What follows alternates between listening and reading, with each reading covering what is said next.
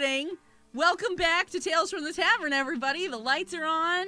The doors are open. We unlocked everything. We have closed captioning now. You ain't gonna get nothing but chocolate and happiness, baby. Yes!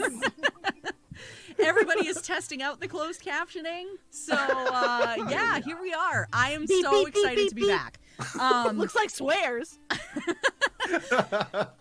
Just so you know, the closed captioning stars out the swears. Crap and swear and dang, ding dang dong. Butts and okay. So Zad is already starting on asking people to place bets on how long we're going to talk about dice. So like 13 days. Swear to God. Right? Okay.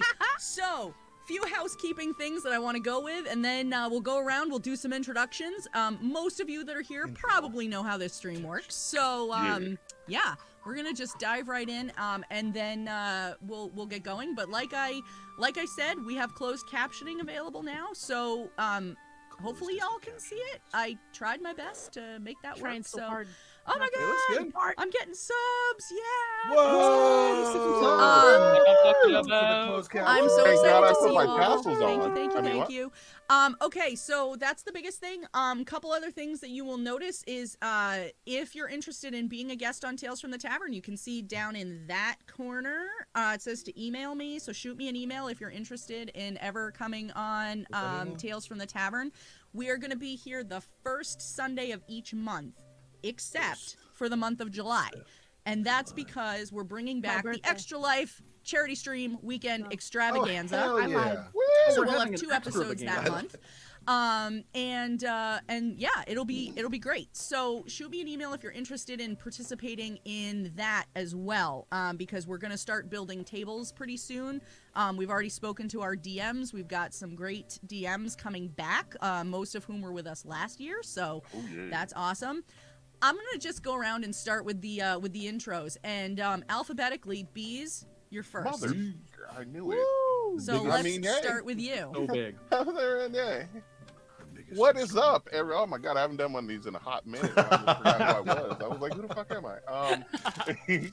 What is up, everybody? Big Bees here. Your helpful hype. Oh my God, what is it? Harbinger of hype. Harbinger of hype, man. That's I don't even know. Hi, I'm a loud dude on the internet. What's up? Glad to be here. Love all y'all. Catch me online and stuff and things. I don't know what to do with my hands. They look great. How to thing. Yeah. Next. Jess Pendley, the lady who just doubled your Kickstarter goal? Nice. We did. We are very, very fucking stoked about that. I am Jess Penley, at Jess Penley on all the socials. I'm the co-owner of Underground Oracle Publishing and the editorial manager. No longer one half because we onboarded someone, so now we're a team of 3, which is pretty rad. But yeah, like Luna said, we just finished our Haro Kickstarter, so this is kind of like a cool victory lap for me. I get to party with all these rad people and all of you, so awesome. Super exciting. I was pretty happy this morning. It's the only time I've ever been thrilled to look at my email and say, oh, $45 came out of my bank account today. Thank you. Yeah. Pretty excited about that. Thank you. I would like everyone to give me $45. Well, that's super awesome. Thanks for coming on and doing your victory lap with us. We're very happy. But, yeah. All right. David Tilstra. Woo! Hello, everybody. My name is David Tilstra. Normally, I haven't done this in a while either, Bees. Normally, over not the so Dungeon easy, Master. It's not. I'm sorry. I was making fun of you for messing up, and now I feel bad. Haha. You want to go again? Do you want to take my slot and go again? Hell no, I messed up the first time. You think I want to do it again? No. Hey, everybody. I'm Big Bees, your happy harbinger of hype. Pokemon and video games. I'm just gonna hire Benjamin to do it for now. But hello, everybody. My name is David Tilstra. I'm normally the Dungeon Master over from Afar Podcast. You can find what I do at From Afar Podcast. You can find myself at David Tilstra. We have streams every Tuesday and Wednesday. We have. I already messed it up. I also do voice acting stuff. We do charity stuff. There's just stuff. Just find us. We're here. We're here. We're doing. Oh wait. Actually, this is kind of exciting. We just started releasing episodes again this last week. So we have our first episode in 8 months. Up Wow. on spot. All the Everywhere. everywhere, all the All podcast everywhere. places. Yeah, everywhere podcasts are sold and listened to. Go check it out. Yeah, right now we're currently running like a side quest with some amazing folks. We got Adam LeGray from Roaring Trainers. We got B Zelda from just Love them. B Zelda being awesome. Blake C. Francis and Christian Spinella. We're all doing ghost ship stuff. Actually, a lot of it is from your last Kickstarter, Jess, Harvest Moon. So, yeah, come check it out. We're having a lot of fun. Everybody give me $45. I would just like to note, Nick, Scry Society in chat just said he picked up his latest episode of From Afar at his local 7-Eleven. Yeah, we actually just got a deal with 7-Eleven. Like, if you go to the Slurpee machine and pull all the things down at the same time and don't And actually it fill up a plops cup, out. it'll just plop right out. Don't Plop tell the right out. employees what you're doing. Just turn on all the things and run away as fast as you can. Plops You heard it out. first. That's the easiest way to get our episodes. Go steal Slurpees from 7-Eleven. From Afar, now in Slurpee form. Do it. Go. Let me Do tell it you, right now. I met David, Mhm. and he is not only a tall, handsome, gorgeous man, but also smells of sandalwood and vanilla Oh, thanks. with a hint That's of actually lavender. not really a lie. David perfect actually is a light. lot taller than I expected him to be when I Yeah, met him in me person. too. I How do give off tall? short vibes. How tall are you, David? 6'8". What? No, you're No. what? I believe Six- it instantly. 6 foot. I, 6 foot even. Oh, good. I'm still taller than David. Yeah. I I was worried. believed it 100% without question, and then I immediately went, "Wait, no one else. Everybody." The sounds thinks in the I'm room taller than I indicate am. that this might not be real. All right. I believe it. Moving right along. Taylor, God who I damn got it. to spend time Hi. with at PAX East this year.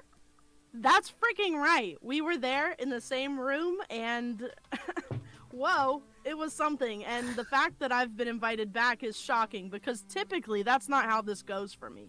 There are at least 3 countries and 1 airline that were like, please don't. But hey, I'm here. I believe almost everything I'm told immediately. That's something that you now know about me. Normally, I'm out here on my rock in the middle of the ocean doing the Backwater Bastards sci-fi comedy improv podcast. It's the greatest best friend story on the goddamn planet and off of it. Because it happens in space, so really can't be saying planet. It really doesn't happen there. It's funny. We have been doing it for way too long, so do not freak out when you see the backlog. Just truck through it. Or don't listen wherever you want because we don't really pay attention to anything for more than 5 minutes. So you could start on episode 111 and you'll be pretty much where you need to be. When I'm not doing that, which is, let's be honest, all the goddamn time, I'm doing other stuff. Every now and then I stream with people. Valor Studios comes to mind, Nat One Fun. Every now and then I get to do something with Dragon's Duel, like Morkborg. Whoa, spicy. And then like Luna lets me come here every now and then when she forgets how much I derail everything. Morkborg, it is like my favorite. Morkborg is my side girl right now. Morkborg is my side girl. If we're being like really honest, freaking, I love it. And like, I'm not even done. We're gonna be at London Comic Con at the end of this month. If you're there, I know that the odds of anyone being there are like real slim. That's okay. I have a big suitcase. If you want to go, like, I'll hook it up. You know, you can. We're gonna have a table so you can like, be under it or something, and I'll throw you French fries. But Amazing. that's the deal. I was You at have me PAX at with French Luna, like literally only because of Luna. So like, one more thing to add to the list of reasons why I'm thankful that she's alive. Like there's a bit. The list is getting long, people. Like it's happening, and like Rosie was there. It was crazy. And like I kind of want to do it all the time now. Like I want to go to PAX forever, and it made me want to move. I don't know if you know this, but I'm like literally out in the middle of the ocean. I was not kidding. But like, yeah, let's be friends. I don't know. I think my name is there, so like you can find me, and like I'm super friendly, and I don't know. I'm probably gonna add more crap to my list pretty soon, and by probably I mean that's happening. So, That's how it goes. you know, let's do the thing. And by this, I mean be friends. I don't know. That was a pretty aggressive friendship. Yeah. Let's be friends. Let's be friends right now, and not like in a Velcro, like a nice way. Like a nice way. Who says Velcro isn't a nice way? I take the Yeah. I'm Thank you. That's what I've been trying to tell people for a really long time, but I'm getting a lot of different responses. So didn't test well. That is a hell of an intro to have to follow. Right? Benjamin, so I know, Yeah. but this is Sorry, I've TT had a Red Benjamin, Bull. so we know that it could happen. It's going to happen. TT Benjamin, tell us about you. Today, my new friend Taylor taught me that planets aren't in space.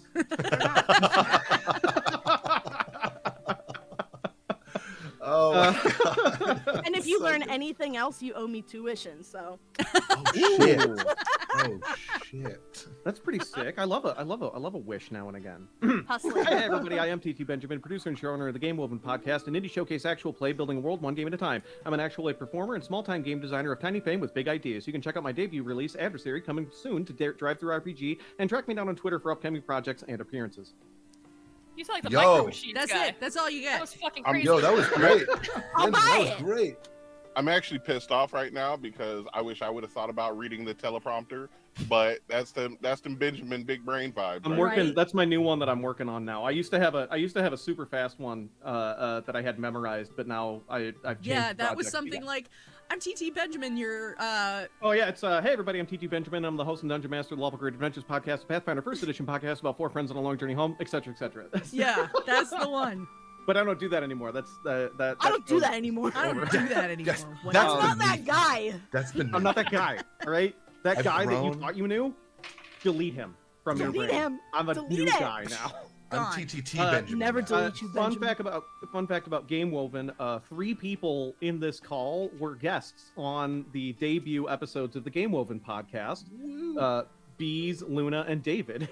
True story. Hello. We got to play Yeah. quests Trinity. together, and we almost didn't break anything. Mm-hmm.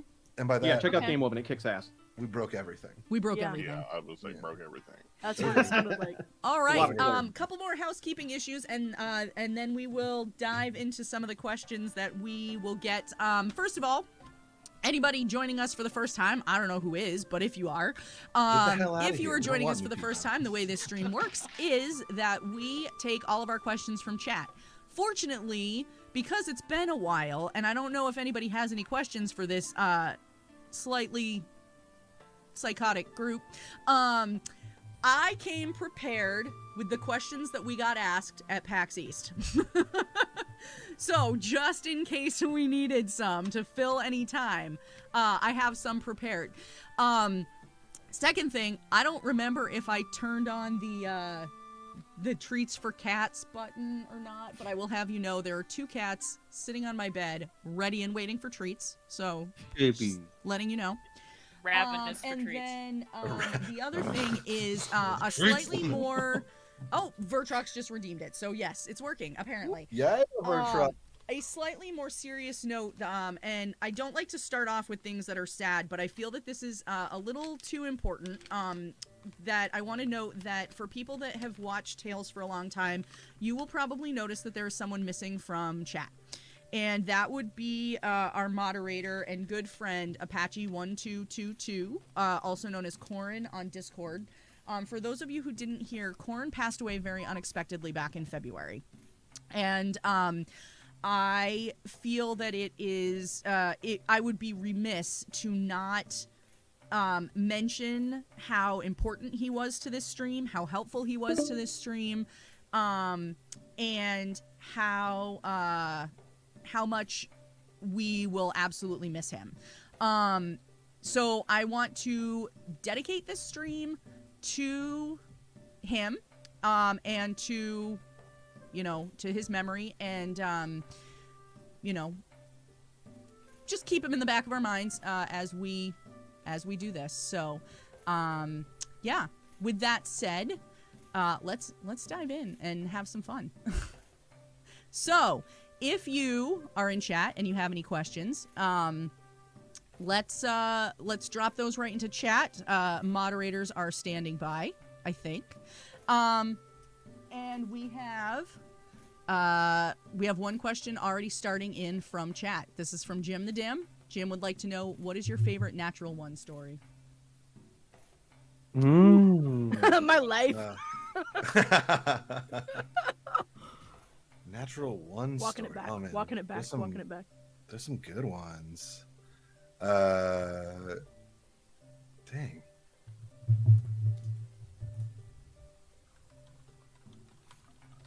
Just got real quiet. I know. We're all thinking about our... It's a lot of trauma. It's wrapped so up in all those hard. ones. Yeah. No. It's so hard to think of like the one Natural One story, especially like a really good one. Especially when it's just how you live your life. It's So just this how I isn't roll. exactly going to be a Natural One story, but this was a very funny moment. So, one of my players in my now home game, which was the Lawful Great Adventures podcast, we're just playing at the table. She has an ability that is from the god of like luck and adventure, and her ability is if she rolls a 20, it also counts as a 1 simultaneously, and if she rolls a 1, it counts as a 20 simultaneously. And I'm one of those guys that like 1s and 20s do weird stuff. So she's delving into the mind of this like hive mind ultra mage creature who's like the big bad. His name's Drizalt. And she's diving into his mind to try to get some information about his agents and operations in this city that they're in. Rolls a 20 to try to get inside. Well, it counts as a success and a failure. So what I had them do is I had them switch bodies. So the big bad gets access to this mid-level ranger's character sheet, and this mid-level ranger, who, by the way, this is her first game, her first role-playing game ever in her life, so she has no idea how like upper levels work. All of a sudden, she has access to 9th level spells, and I just throw the list at her and I say, figure it out. And she's like, what? I don't know what any of this means. I'm like, yeah, that's how Fane feels. That's how your character feels right now, because you have access to all this really high level magic and you have no idea how it works. So the ranger runs off and sets up an ambush, almost kills the barbarian in like 2 rounds because our ranger is lethal as hell. Whoa. And in the meantime, like, they're chasing him down. She ends up imprisoning like a shield archon with the imprisonment spell. And almost, she's like, oh, I could use this spell. It's called Tsunami. And I'm like, you guys are in a cave system. You should definitely not use Tsunami. You'll get shot out of the front of the cave like a fire hose. That sounds great to me. Yeah, that sounds like a strong argument to use Tsunami, actually. So good. Anyway, that was everyone had a lot of fun with that moment. They ended up switching back once they were able to capture the evil the ranger part, and then they switched. But that was a fun little like critical hit / miss moment that I did not have planned for at all. Completely changed the tenor of the encounter 100%. That's awesome.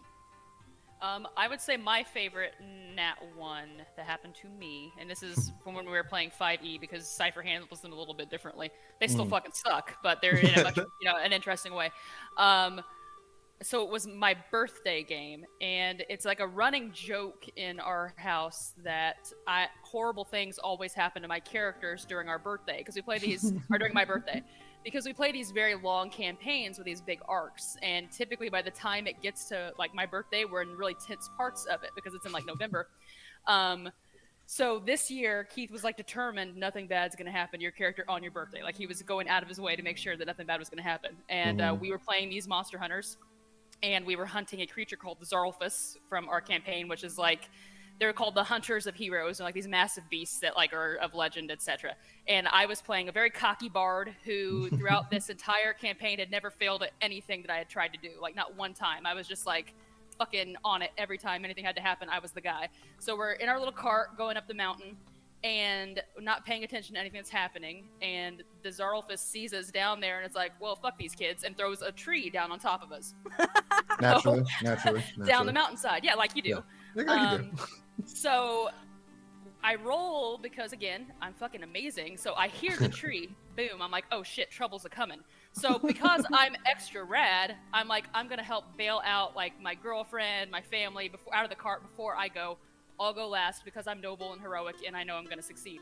So I throw my girlfriend out of the car, and then Keith's like, now roll super high reflex, and I'm like, not a problem. Nat 1, and the tree just fucking smashes me like a pancake. Oh IMO. no! This was in the first like 20 minutes of my birthday game, so I just sat there for the remaining 3 hours, like watching everybody play. Oh no! It was amazing. It was the greatest Nat 1 that I personally rolled. But Oh, that's yeah. delightful. The one fail I had was very, very epic. I mean, getting That's squished like a gorgeous. pancake by a tree is a pretty Yeah, epic failure. I love that. I think for me, the first one that comes to mind is one of the first times I was ever playing D&D was we had no idea what we were doing. It was me and my little brother, and I think like our dad or something. It was like the weirdest like combination of like folks, and we were playing Lost Mines of Phandelver, and I was playing a ranger who had a camel familiar, like a camel companion. So I was just this ranger running around with this camel. I thought, that'd be fun. I don't know what this game is all about. I don't know what we're doing here. I have a camel, cool. And somehow like we get to the fight with the bugbear in the cave with Clark, and Clark's just like whooping our ass. I think all of us were down, all of us were dead, and we didn't know how to like. Me and my little brother didn't know how to like handle like animal companions in initiative, or like we were using like Adventure League sheets, and I think someone had a Pathfinder sheet. We had no idea what we were doing. And somehow Andy was like, all right, well, I'll roll to like defend against this camel's attack because he's the only one left. And Clark rolled a natural 1, and the camel ended up like kicking him like into this fire, then like off a cliff, and like killed a bugbear just on like accident, and then like came around and like revived all of us. And that's the moment I was like, oh man, I do like this game of Dungeons and Dragons. I think the camel should get the level up from that. Yeah, Camel probably. Yeah. We didn't do shit. We just passed out like immediately, and the camel's like takes off the mask, and it's just Batman. Oh, that's Saved me at every party. Just pass out believe that. immediately, let the camel do the work. Naturally. That's what they're there for. I mean, camels they're just good. They're just good friends. They're Coming good in guys. clutch. They're good guys. What do you think they're storing in that hump other than Just good vibes. like lots of Awesome. Yeah. Secrets. Weapons camel and help. secrets. Weapons. Yeah. Weapons and weapons?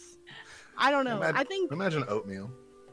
yeah, I think probably like Fucking gross. probably is like one disgusting. hump. That is disgusting. Imagine This is my just like oatmeal. slashing This it is my open good and vibes hump. like what flavor? Don't get those. That's mixed not up. why we're here. Never You, mind. you Never slash mind. it open and it's gold doubloons. That's where he hid the treasure. Oh, the camel's name was X the whole time. Did we just invent a new ending to a great That's one awesome. shot? Yeah, the treasure was with you the entire time. It literally was the friend that you made along the way. But then you have to slash open your friend's hump to steal You his have to gold. gut But the that's the camel, real yeah. meaning of friendship. Is Is that when Okay, but when like- you're on hard times, you slash your friend open and Yeah, see their it's- insides It's, on it's bills. okay, everyone. The camel actually does not like the gold doubloons and would prefer it if you liced Yeah. it. Then right? why didn't you Like- tell us that at the beginning of the adventure instead of leading us on this entire goose chase? camel. That's the curse. The witch, when the witch kissed him and gave him a curse, he couldn't Yeah. couldn't talk about how uncomfortable the golden hump was. But Look, did I'm gonna It anybody sounds else terrible out there? when you say it out loud. no. The golden, no.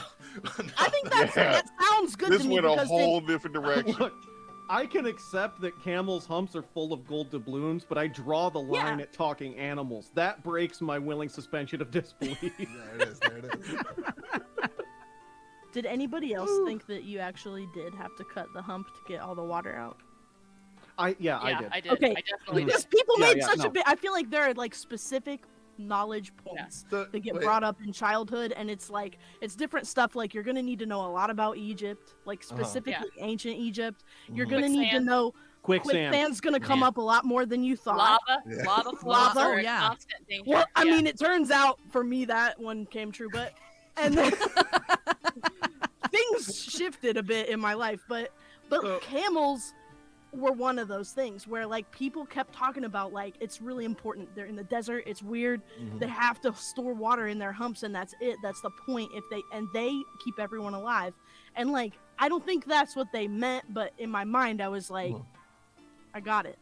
I 100% Easy. thought that you would have like a little utensil, like for a Capri Sun pouch, and just Yes. like. I was just about to say that. So I was about to say, yeah, you in gotta, instead chat, of cutting them, just Capri Vertrox Sun said them. just attach a spigot to the hump, and Yes. Glyza said I would have pierced it with a straw. Boom. So Yeah. I wait, thought did that you- was. I did you mean, think- I thought it was a knife situation because I was being a little bit more realistic, right? Like, but I You're was right, like, you're right. the- I was a fool.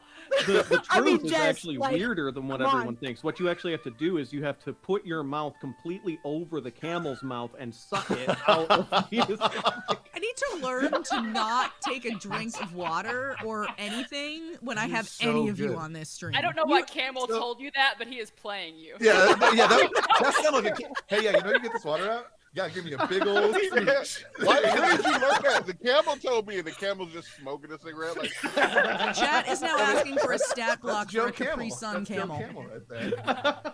But wait, I'm Taylor, sorry that did happened to you, think, Benjamin. Like camels were like one-time use.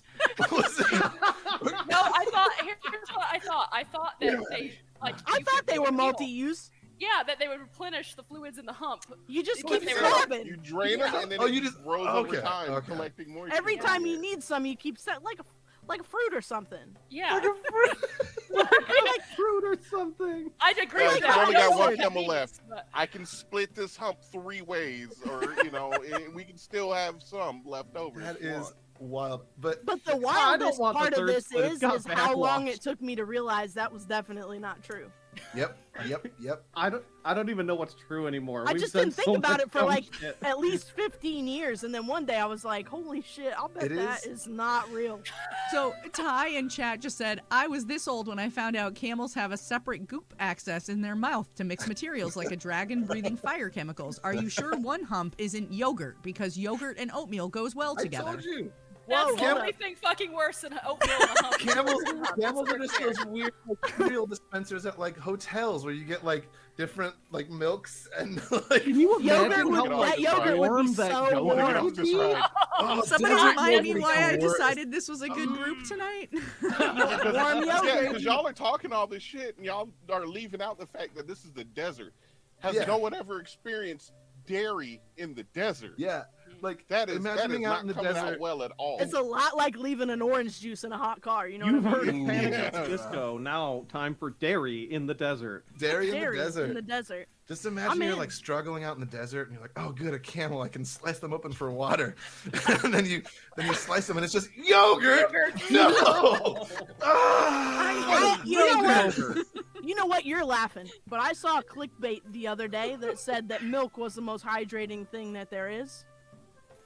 And so, Um, whoever, point. It, whoever so put it actually that can be. hates you.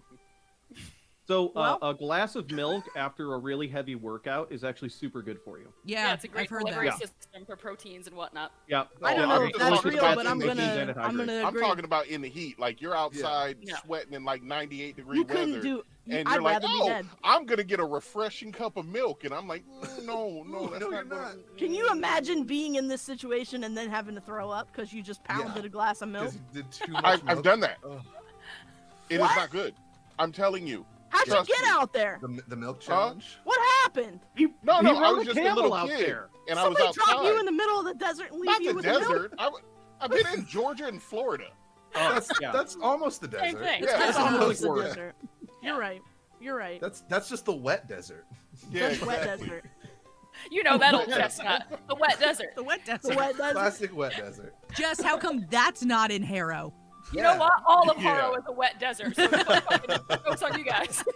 It's coming. It's coming. DLC. It is funny though, Taylor. Like the amount of things that you hear as a kid that you're just like, this is it. Like I now believe that, and then like Yeah. the jarring realization of being an adult and like, oh, band-aids don't secure bullet holes or whatever Yeah. it is. Like Yeah. There's a lot of mind-breaking. stuff that people make up for You fun got- on the fly, just Mhm. and tell you that, and You guys are making nobody me ever thinks of rethink. this. It goes into your brain and it takes roots, and then one day you're like Mhm. 30 and you're like, Yeah, and if you grow up by the I grew up really rural with my mamaw who was from Appalachian, Kentucky, and they have like a lot of superstition feeling it. stuff. Yeah. West Virginia, Yeah, so and when all I they was do a is lie. All they do is all they lie. do is They do. So like I was convinced. I was like, oh, if a snapping turtle bites me, that thing is not letting go till a thunderstorm. Or Right. like that was just common knowledge. And I remember Jess, telling that to one's our real. first grade That one's teacher. real. Yeah. And she was like, You're honey, good. that's not true. And I was like, I don't know. You're just like walking down the street, see someone with a snapping turtle on their arms, like, oh, I guess it hasn't rained in a while. Shit. Yeah. Look, some of that's real. I'm sorry. Yeah, no, some of the Yes. superstitions I'm for sorry. sure. No, I don't know what I that is, just- but these are I facts. caught myself because I was listening to y'all say all this stuff, and I was like, "That's Mm. ridiculous. How would anybody like believe that stuff? This is Mm. insane."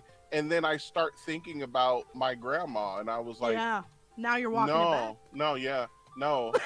How we had to shut up so she could see things easier. Yep. Yep. Yeah, that was we a had big one in to- the car. Yeah. We had to turn the lights off when it stormed because that was going to cause lightning to hit us. Yes. Mhm. That and you Um, weren't allowed to take a shower either. Yeah. Yeah, I remember, Yeah, that was a why- big yeah. one. all Was that stuff. real? Now, I don't see, know. now I don't know. What, taking The a shower? rationale, I've taken a I shower yelled during I many yelled at storms, and somebody I'm the not other dead day. I yet, was like, so. "There's a storm. Get out of the bathtub." Okay, I think what it might if have what been if true you did at one time. what if you did like a kids on bikes game where all of this shit was true? I love that idea. Every let's one of the go. lies that you were told as a kid Benjamin? is actually Benjamin, real. run it for us. Benjamin, Benjamin, please. when are we playing this? Congratulations, you played Guess what? yourself. It's part of Game Woven now. Okay, all right. Everyone I'm gonna open be up the your books, Appalachian make a character kid that really drops quick. a lot I'll, of I'll stuff lay just some on the group. groundwork. I sign up. So we're all at Please. Jess Pendley's house for a sleepover. Ooh. And we're playing Stiff as a Board, Light as a Feather. That's I I wasn't allowed to play that because of the devil. My Well, character yeah, the runs snake out and stuff. immediately steps on a crack. How's my mom's back doing? She's dead now, I'm David. sorry. Oh David. no! Good job. It's all true. I go over to a mirror and say Bloody Mary 3 times. Oh my God! Is that Ooh. how we That one find scares me. out? Yeah. David's mom gets killed. My mom's walking in with like That's a cookies. dark "No, story. By everybody the way, love it's a Wow. horror game. Kids on bikes got real. David's mom gets murked in the first 30 That's seconds. because, yeah, Yeah. David's the protagonist of a Disney cartoon from Yeah, the 90s. that's so how his we know mom that you were cannot chosen. Make it out. Yeah. Fun fact about all this Damn. stuff. Growing up, I always refused to play Light as a Feather, Stiff as a Board because you I were was scared? a chubby kid and figured that even if I was light as a feather, people wouldn't be able to pick me up, and that would be real embarrassing. So I was like, no, I'm not gonna play this. I don't want to play this because I'm worried that I'm so chubby the devil can't even pick me up. Thank you. That is a sick bird. Wow. I was like, no, I don't want to play this Also, game. like, what cool protection? Like, yeah, come at me, devil. I'm chubby. Yeah. Take it. Boom. This is Chub of the Lord. What was the original question, Luna? we got very far off So the track. the original question was, what's your favorite Natural One story? But then we went I down have the one, rainbow and Oh, it's shit, not that's from a right, we had game, but it is questions from an here. episode of Tales. Oh yeah, that's right. I have a Natural One story, but nobody rolled a die, and it is from an episode of Tales, and it involves David Tilstra and Big Bees. Oh. It was Oh. when we were doing the charity stream for World Central Kitchen, and David's stool broke right on camera. Oh, Oh yep. yeah. That hurts so bad. Speaking of being light as a feather, stiff as a board, Yeah. I fucking broke a chair on stream. Let's go. That was amazing. Yeah, that's true. That was amazing. That was really fun. Did you see that tear? Yeah, I loved it. It was just great. Quit, just It quit. was so fun, you No, guys. all of us are wiping our eyes because we were like, "That's funny." Yeah. David's wiping his eyes because he can still He's feel like, that "I'm broken so piece of much chair in pain his right ass. now." Because That's it's not fine. funny, haha. It is my favorite clip. If you haven't seen it, it's on YouTube. That is by far my favorite clip ever. Watch David's worst moment live. Yeah. Yeah. Well, I will Over say, and over it's again. like weirdly perfect, like comedic timing. As I'm like Oh my sitting god, there, it was so and good. I'm just like looking around. I'm like, yo, I think my stool's about to break. And then I'm like, whatever. And I just like drop out of frame. It hurts so bad. Oh, it was Nice. so It good. was fun. Yeah. So good. I love it. I love it. Yeah. I love it. Vertrox just said I love it because the chair breaks a little at first and then he just disappears. It was a good time. Like I'm Looney gonna Tunes. find it. I'm gonna post it in chat. For Okay. You. That's hero shit. All right. Well, I think maybe we can move on to the next question. Yeah, And question I feel number like this 2. might be a disaster, but we're gonna go here anyway. Probably, yeah. Vertrox would like to know if you could play a TTRPG with anyone, who would it be and what system would you want to play with them? I want to play Kids on Bikes with this group with the game that God damn it. Boom. Done. Next question, Luna. Go. Done. We don't need to do any more on this. We're good. Right, we're good. Okay. We can all Thoroughly agree. Let's go. discovered. I'm in. I'll think. All right, I'll think about it. Benjamin, like you said it in front of more than 10 people, so I think by law. It's true. Like, Yeah, there no, are 25 by viewers right TTRPG now, law. and they all heard you. That's true. Yeah. That's, And no, I they agree. will fucking clip. come for you.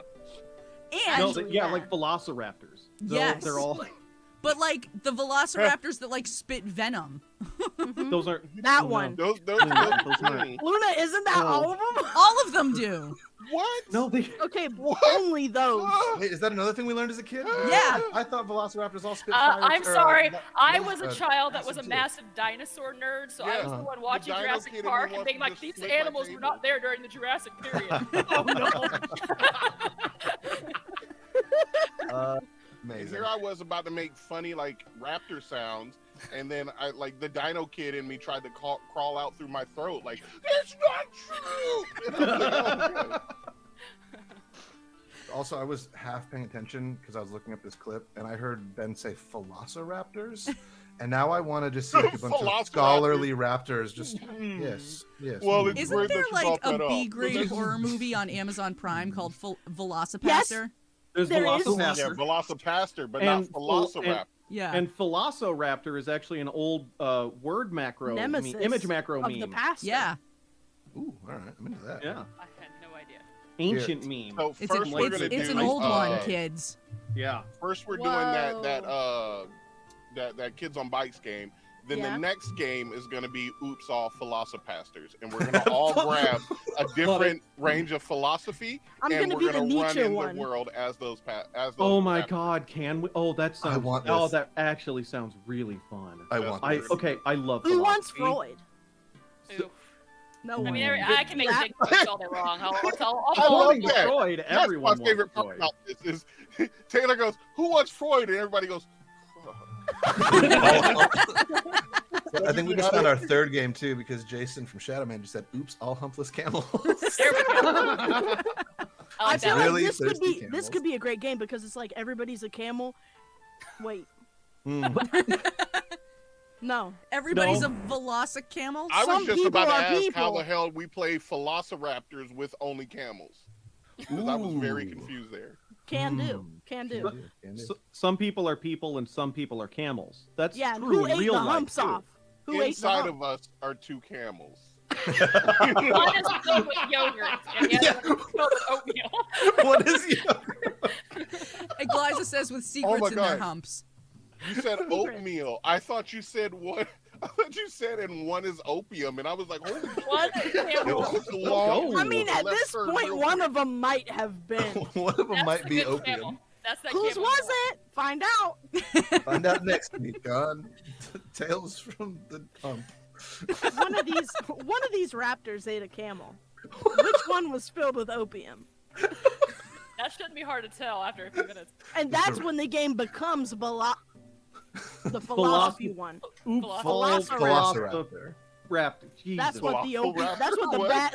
We don't need the opium to be honest. Like the bad yogurt did that. Well, everyone knows that fermented yogurt is what makes opium. So True. There we That's go. true. Yeah. That's true. Yeah, just that's fact. true. Yeah, That's absolutely. true. But you also need some food coloring. It's true. You know, Only if you know you feel what would fancy. be, you know what would be a really fun game for like this table. I don't think we're talking about dream tables. I'm just thinking about like what fun Anything? vibes would be This. for this. This table. This is the dream. dream table. I think I think Wander Home would be really fun with Oh, this table. yeah. I think it would just be the best vibes the whole Did you time. just promise again? Ooh, that's Why a good are game. you doing this to me? I'm just Benjamin. trying to Yeah, contribute to Taylor, the he did not discussion, and promise now a you're game. making me do He things. promised Look. the fourth game now in a row. No, I'm sorry, you're like, keeping I'm tallies. I promise too. Why are you doubling this? Bees? Shh, let it happen. Let it happen. Let it happen. I'm just gonna start floating books by Benjamin. Tell me when the next one Oh, is. that's that a you good wanna- one. you That wanna game right do. there is awesome. We've also got this one. Do you want a monster? Oh, what's happening? Oh, Oh, I have that one, David. I have that one. Oh, Fun more for those, fact sorry. for anybody who didn't Look at know, these in nerds the who time read. that I've been taking time off, I actually GM'd a game of Monster of the Week. Ooh, how'd that go? First question from the panel to Luna. How Yeah. did your game go? No, look. Oh, Orbital. Yeah. Oh, for real Ooh, though. Orbital Blue. I want to get Orbital. I love Blues Orbital Blues so really much. bad. Stack Benjamin, like, how Cowboys many more together. games are you gonna promise? So Benjamin, you're really filling up your schedule here. With So I'm games kind you're of really I'm kind of an indie guy. I don't really do 5e basically at all anymore. So like Big same. my shelf is just full of shit awesome. and independent RPGs. Okay, cool. You're just making it worse, baby. You can tell we're all like TTRPG enthusiasts because we're like, okay, yes, cool, keep going, yes, Yes, keep keep going. talking. What else? What else do you have? Yes. Let's Yeah, go. all I heard was Benjamin say, "Hey, yeah, I don't play D&D 5e anymore," and I was like, "Okay, so you play good games." Continue. Ooh. Sick burn. It's a true burn though. That's what we I call- thought you said something else. Thought What you said dick. I don't even know if I want to ask what you thought I said, I probably shouldn't. but I do Yeah. want to know what you thought I I said. thought I heard dick Damn it. burn. Dick A burn. Big burn? Yeah. I mean, well, that's what I'm gonna yell that a Dick Burn is lot my now. lawyer's name. So for those of you who's got keeping Yes. score, Dick Burn is going to be our 7th game that Benjamin has promised us There to it play. is. You have now, two so- stats: dick and burn. Oh no, I spent all mine on burn. I'm all dick. All Nick. dick. Oh my god. So Luna, what's the second Think of all the question? stuff you do. I asked the second question, Oh, and it he is just... Yeah, I think we answered the second question. I think we multiple did. times. I think yeah. Yeah, Good point, Benjamin good point. is gonna take us all on a magical adventure Benjamin, 8 or 9 Benjamin. times. Benjamin. That's and Yeah. we're gonna have to record all of them. Yeah. Sorry, but yeah. All right, so question Yeah, so what 3 comes from Scry Society. Thanks, Christ. hey, And this what's one- up, buddy? Might be a little bit more serious, might not be. I don't know. It won't be. It won't When I'll break it. Challenge accepted.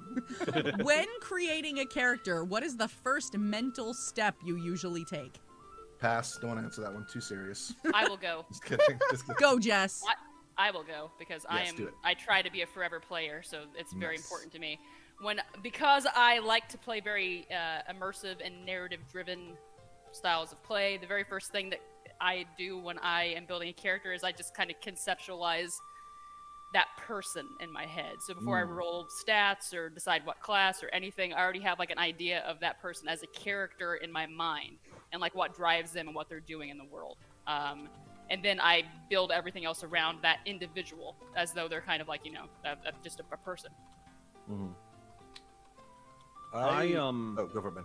Oh yeah, I try to learn a lot about the system that I'm walking into. I try to get a good feel for the lore, how everything works together, like mechanically. Like I like to understand the system before I get into character building, because when I build a character, especially if I know it's going to be for like long play, I want to build a character that like in some way undermines an aspect of the world that that the world thinks is absolutely true.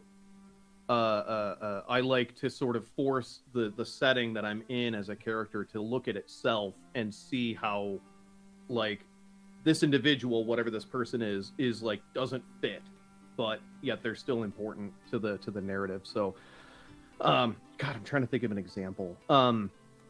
In when I was on Roll for Chaos, when I was doing a Ty Burris' stream on Aether and Steamworks, Aether and Steamworks is heavily chaos based. Like it's really into just radical nonsense and randomness, and it's really wild. So I created a character that was a hardcore determinist, and like believed that everything was set in stone, and no one had any choice whatsoever, and all that, and like just the idea of like sort of pushing back against what like a core truth of whatever the setting is very satisfying to me. So I try to do that a lot. I also played a my favorite one, Garth Rakkasan. I played a basically an 80s style action Saturday morning cartoon character in the form of a half orc fighter by the name Garth Rakkasan in a Strahd campaign.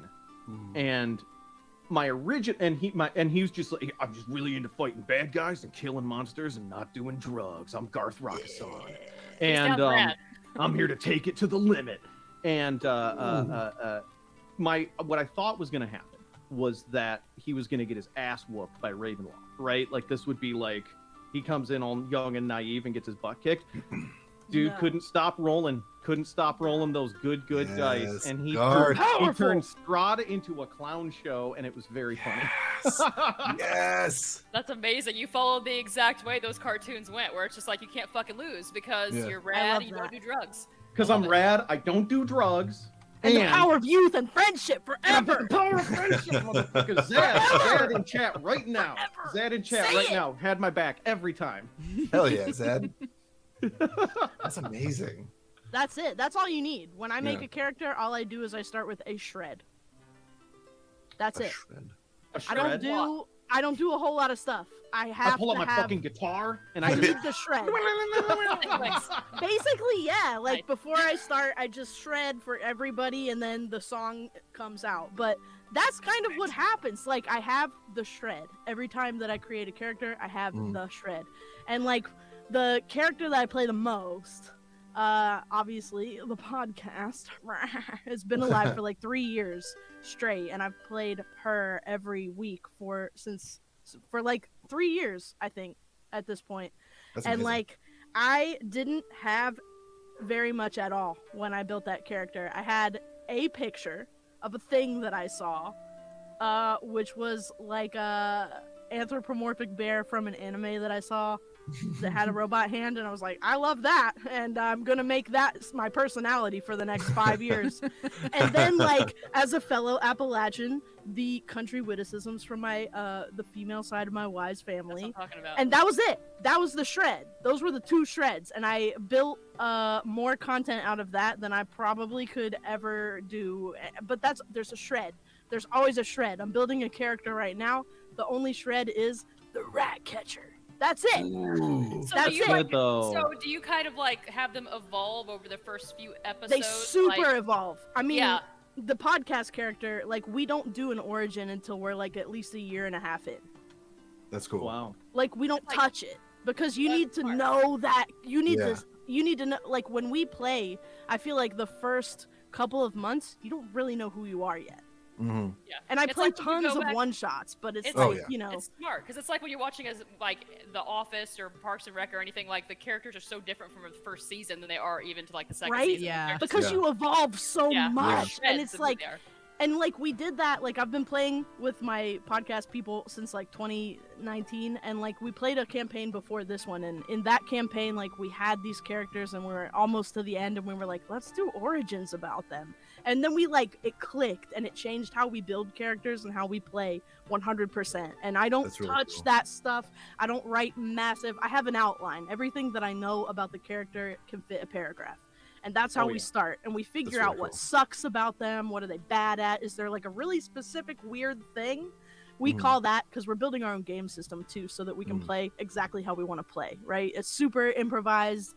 And it's like, I need to know what you're bad at so that I can like go deep into your failures, and like, it's funnier, it's more exciting, it's richer. If you're good at everything when you start the story, like, I don't really want to know who you are. If the best shit you ever did, my DM says this all the time, he's like, if the best stuff that you ever did is behind you, then like, what's the point? Tell us that story.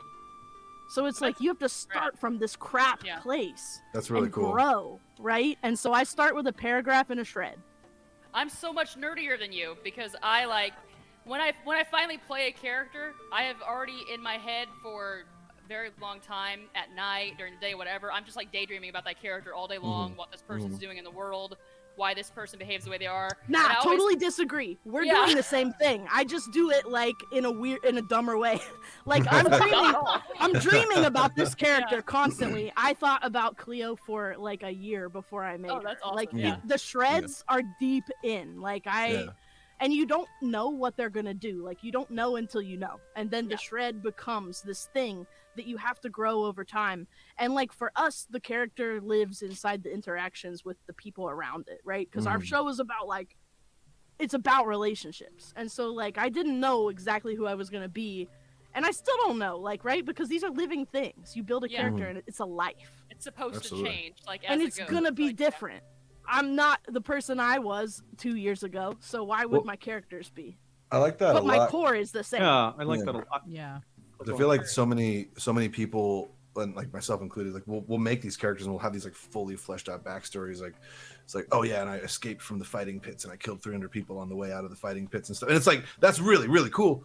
But then it's like you're not leaving enough like room for growth, or you're not leaving enough room for exploration. And in you these can moments. still Yeah. like have crazy backstories Yeah, and stuff, and totally. you can still go up. But like, and I also think like I don't write anything down for my backstories, which I don't know if that's damning for me as a writer or not. But I write nothing down for backstories and stuff. I just have it all in my head. But I think a lot of people's motivation to want to have all these like crazy adventures behind them when they're just starting out with a brand new character, you can replace that with like those small human moments, I guess, in ways like it sort of flesh your character out. If you want this wealth of experience to dive from, then look at it as like a character piece, kind of like you're watching on TV or something, where it's just like the small moments are what have shaped this person to where they have ended up right now at this moment. And so the biggest adventures might be in front of them, but there's still a lot of stuff from childhood, young adulthood, etc., that kind of turned them into that person. And I think just kind of like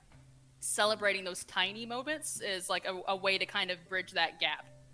Well, it's like Taylor just said, like these characters are living. They're things that living people and people with imaginations and minds are like putting their hearts and souls into. So like they are growing and changing. And I feel like if you can have your backstory and have like your shreds, as you're saying, and then like just be in that moment with your party, with your DMs in the story, and like just let it like be like, oh wait, I guess I don't drink. Why not? Like what's that all about? Exactly. Yeah, like, that stuff's really fun. Because like you can have all those details and things. Like I'm Yeah. never not building. Like the characters that I love are me. Like I'm never not building. It's always in the back, like on a little loop. Like, and you're you don't mean to be doing it. You're just like crafting this. You got like giant yarn and trash gumball of like it's picking stuff up forever.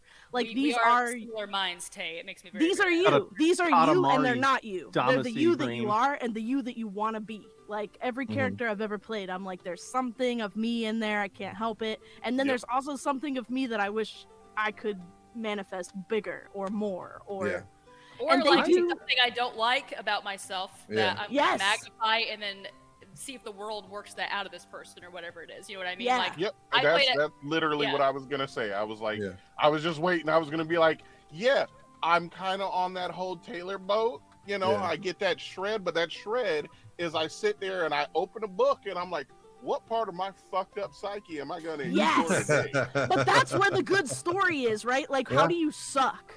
Yeah. Like, what do you do that's like, how do you fail all the time? Like, what do you do that's not great? What are you embarrassed about? What messed you up? Like, that's good shit. And sometimes, too, it's like, there's this like whole concept of like doing well and being skillful and always hitting 20s. And it's like, no, I'm looking for those failures because that's how you go deep into things being funny. You learn, you get to experience critical problem solving. That's where the with a growth group. happens. It's fun. That's the best part of gaming is when you're like, we're in trouble. How do we get out? What's in the room? That's like one of my things. I haven't done this in a while, but whenever I'm starting a new game with new people, I usually have them roll for stats. And once they get their stats, like, oh, I want to reroll. I'm like, okay, don't worry about rerolling, but you can like shift the numbers you got around. So like, I have a 10, but I really want this 18. So like, all right, take one of those, take that 10, drop it down to 9. You can add that one to, so like they can get like really baller stats, but they'll be like lowering other aspects of their character, and like. It's really fun, like to like usually in like TTR in D&D, like when you start out, if you have a negative, you can get rid of that like relatively quickly. But like it is still fun to be like, oh, I'm really bad at dexterity, but like I'm gonna try to lean into it. Yeah, it's very fun. That's how we built our system, so that like you can buy good shit, but you have to buy bad stuff to balance it out. So like we're constantly messing up, and that's where the like exciting stuff is. Yeah, I love flaws in a system like that are baked in, where it's because it makes it easier for people who that's not something that comes natural to them. Like I'm super okay with playing someone that fucking sucks on paper, but like having the flaws built in, it creates such a robust playing experience. I really yeah. I've had people that are just like, oh, I want all 18s, and I'm like, what's the fucking point of that? Just I've had DMs come up and be like, hey, if you got you're good rolling stats once or twice, but make sure there's a negative in there. Mhm. And people are like, why? Blah, blah, blah, blah, complaining. And I was like, to be fun. Shit, that's why. Yeah. Well, how the hell are you gonna what am I gonna do with a fully maxed out stat character? Yeah. Just I remember I the first walk time in I and things realized that explode. Where's the fun in that? I remember the first time I'd realized that I had made a character that was smarter than I am. And I was like, ooh, this is a problem. Because my character should know this. I have no idea. Like, me, Luna, as a player, has no idea. That's a I've never had that spicy problem thing in my to life. do. Oh yeah, Never been an issue. Benjamin, Characters you're... always I'm always so much smarter than my characters and much more handsome. I feel like you're just clearing the path That's to a bold DM our 7 games. Yeah, Yeah. Because like if anybody could handle it, it's you. It's me. It'll be you. Because It'll I'm be both you. smart and handsome. You're the right. smartest There we and go. most beautiful. And the Literally, tallest. And the And tallest. the tallest. The only 3 requirements for a 6'9"? GM: smart and Nice. tall. No, I'm 6'4". Oh well, David is 6'8". I'm 6'8", so- That's Man, true. you That's guys are true. so fucking Get out of here, shrimp. Everything we say in this chat is true. It's canon. Yeah. I'm just tall horizontally. So That's a type I of give tall. taller vibes than I actually am in real life. People are always disappointed when they hear how tall I am because they're like, "Oh, I thought you were taller," and I'm like, "Well, what the fuck do you want me to do about it? I would love to be taller too." Jess, I could never I be feel disappointed that. in you. Never. Thank you, Benjamin. I appreciate it. Yeah. I'm 5'6", just for the audience. out Wow, there. that's I good. am too. Good height. It's a good height. It's a real good height. I'm not it's even the that. North American average, so whatever. But Yeah, right? there you go. Yeah, Jess, we're average. thank Go you. us! Like in most things, I'm extremely under the average. How tall are you? 4'3". Like, 4'3". like 2'8". okay, actually, 1'4". no, just 1'4". Yeah. 1'4". You're like a little tabletop are. person. No, Yes. I'm like You're a I, tabletop person. I TTRPG. say I'm 5'3", tabletop real person. but I You think say I'm you're like 5'3". you know how there's that I whole joke lie about and people say that being I'm like 5'3". I'm 6 foot, but I'm really like 5'6". 5'6". I'm kind of doing that, but like I think But at it might be 5'3"? like Okay, but I've met you in person, Taylor, and you're not that much shorter than me. okay. Okay, don't tell anybody that I was wearing long shoes. Long shoes. Don't tell anyone I was Here's wearing the thing. stilts. I feel I was wearing stilts. I feel like at a certain She was point, it actually- actually becomes cooler to not pad your height because you're like you're padding it to 5'3", which you're like, but you could just give your actual height and people are like, oh fuck, she's short. That's pretty cool. Sweet. Yeah, 1'4". Really? That's. I'm gonna start That's like I'm gonna impressive. start doing it in the opposite direction and be like, I'm 4'1", and people are gonna be impressed. You're like, Honestly, wow, that's Say it so with cool. confidence. People be Yeah. like, "Damn, I wish I Amazing. was." How do you 4'1". reach stuff? That's awesome. Yeah. If I run at you, you should back up because I could hit you in all the bad Right, places. right at groin All the level. nether Dick regions. burn. Or- Dick burn. Dick burn. Burn. Well, that's probably a really good place for us to pause for a break. Oh, break time. Oh my god, Break time. already? I know, it's already been an hour. Can you believe it? It's crazy. Absolutely. It's been an Whatever hour you and we've do. answered 2.5 questions. Yep. And registered for 9 games with Benjamin. So Oh Yeah. god. I heard it was 11, Bees. I didn't hear 9. I heard it was I 11. was Yeah. trying to be nice Everyone because get he ready to see complained. this So table at if we're doing the TTRPG. real number, it is 11. Yes. Benjamin, like, come on. Come on. Like, Come on. come on. Benjamin, you need to write, publish, and run us through Dick Burn. I do want to throw in real quick to answer question number 2 of who you want to play with.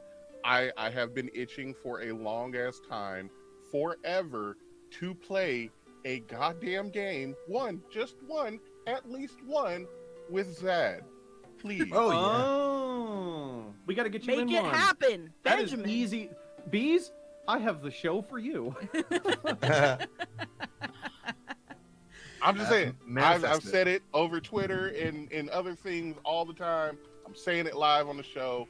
Zad, Manifest it. Yeah. Put it in the Everyone universe. go follow my buddy Zadkiel in green on Twitter. We can post that in the chat. But Zad's great up and comer in the AP world. Just one of my also helped me write Adversary. So yeah, everyone go be friends with Zad. Yeah, be friends with Zad because Zad is rad. And now we're going to a break. Whoa. Okay, now we'll do it. Whoa. Break. Do you love supporting your favorite content creators and want to show them how much you appreciate their work? Look no further than coffee. Ko-fi is the perfect platform for fans to support their favorite creators with a simple one-time payment. With Ko-fi, fans and creators can build a community around their shared passions. So let's talk tabletop role-playing games on Tales from the Tavern. By visiting ko-fi.com/gamermomluna, you can help support this stream. Your support is always appreciated. Now, let's go talk about games. All right, we're back. No, they couldn't hear. Oh! How you make lasagna out of butter. We're Oh, back. that sounds great. Surprise! Yeah, a butter lasagna. So, One Lasagna. ingredient lasagna. We're sending Ben a pizza from Iceland. Just so you Yeah. know. I will do it. It's just a tray of butter melted. It's just liquid butter. hey, I'm from Iowa, y'all. We do deep fried butter over here. You can't. Ooh, scare hell me. yeah. Wait. Have you ever eaten one? No, never will. A Why tray of not? butter? No, Bro, I'm you always can't talk fat, about I'm it. not trying to lose any Yo, limbs. No, I'm It's good. nutty. I used to live in Berrien Springs, Michigan, where the Berrien County Youth Fair was the best part of the year. There was Did tractor you eat pulls. a fried butter? Oh yeah, it's awful. it like hurts. Like you bite into it and you're like, this is what sin tastes like. I love butter so much. Oh, I do too. But then you bite it and it's like, this shouldn't be I crispy. know, but like, do you ever open a new? Never mind. I'm gonna leave it. I have butter coffees in the morning. Actually, I will. I've heard I will that's what put, butter coffee's good though. I will put that Kerry Gold right in that fucker, and it's That's the Hell good yeah. butter, Jez. It is. All right, let's dive in with a next question. And this Let's is go. one that y'all should pay attention to. No, I'm kidding. Zad actually asked a really good question, and this is something I think all of us have a lot of experience with. So Zad asked, Butter. what do you feel like you need to know in order to guest on someone else's show? Ooh, okay. It's a very real It's good a question, really man. good question.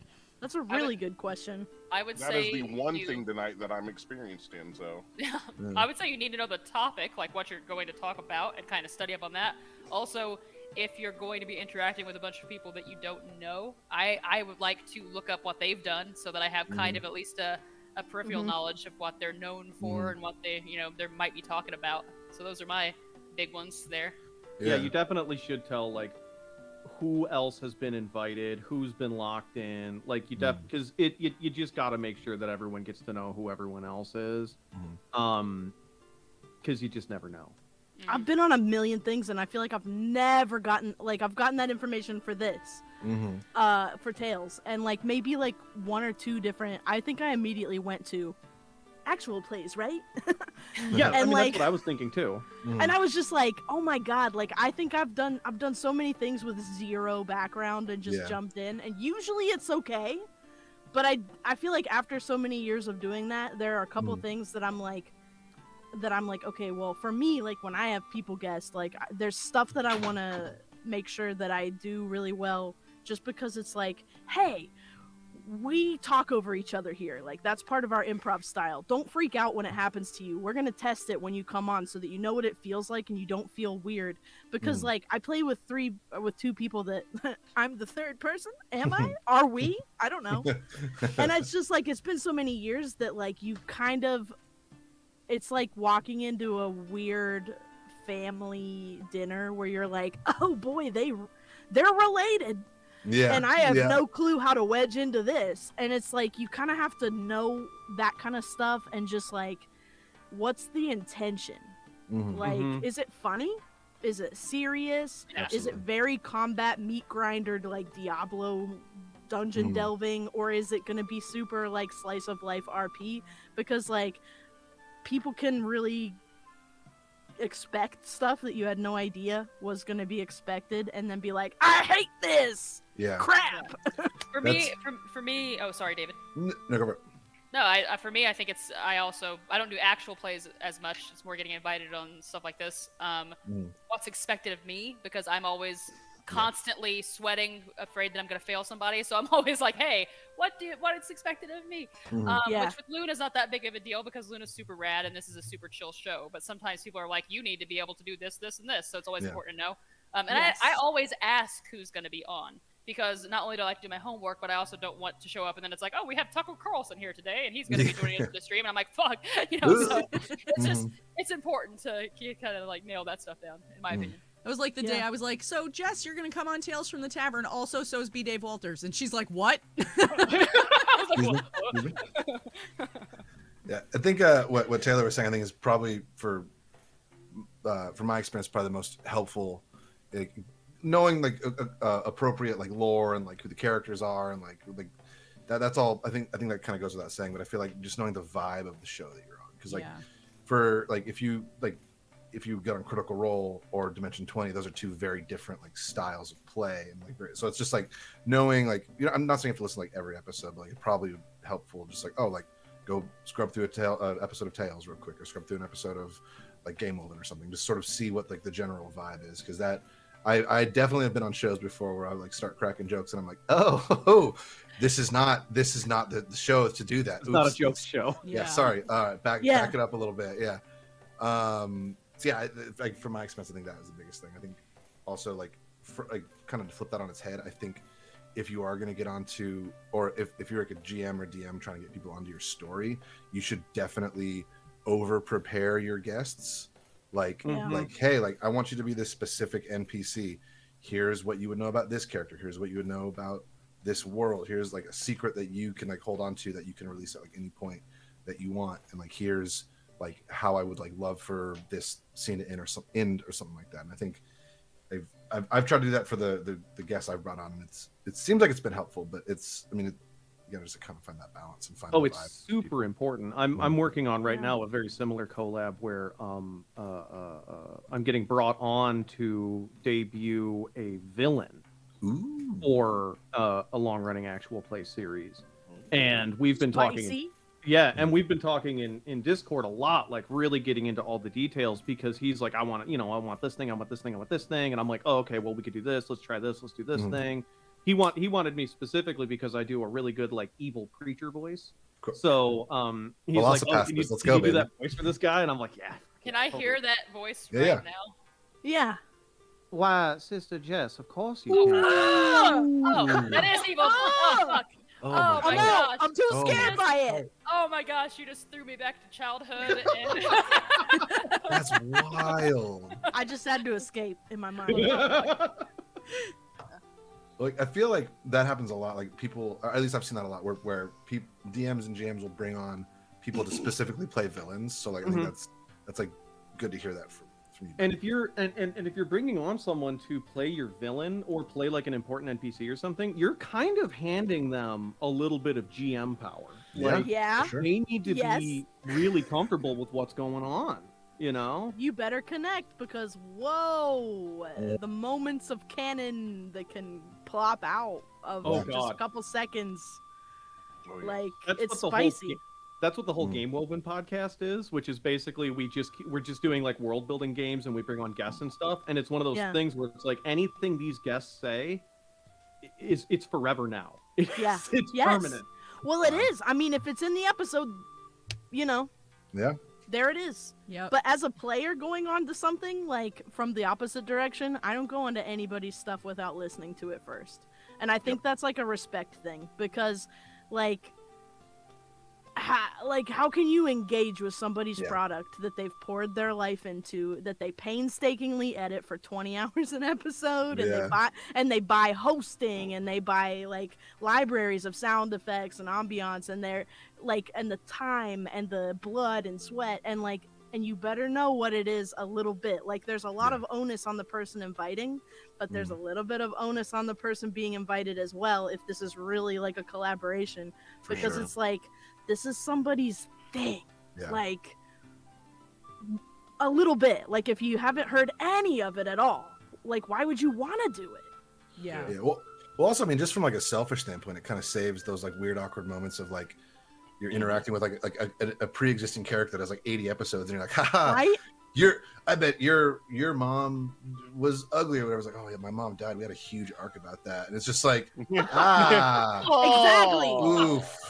Like that could be like, it saves, like, obviously that's very over the top, but like it saves you like awkward moments like that where you're like, what's your character's name? It's like, oh, I'm Philip. I'm like the main character on the show. What the fuck is wrong with you? Like, what the hell? Yeah. Yeah. I haven't. I've only had 2 guest appearances like for arcs. The rest have just been like one shots. And those are two completely different monsters. Oh, absolutely. Yeah.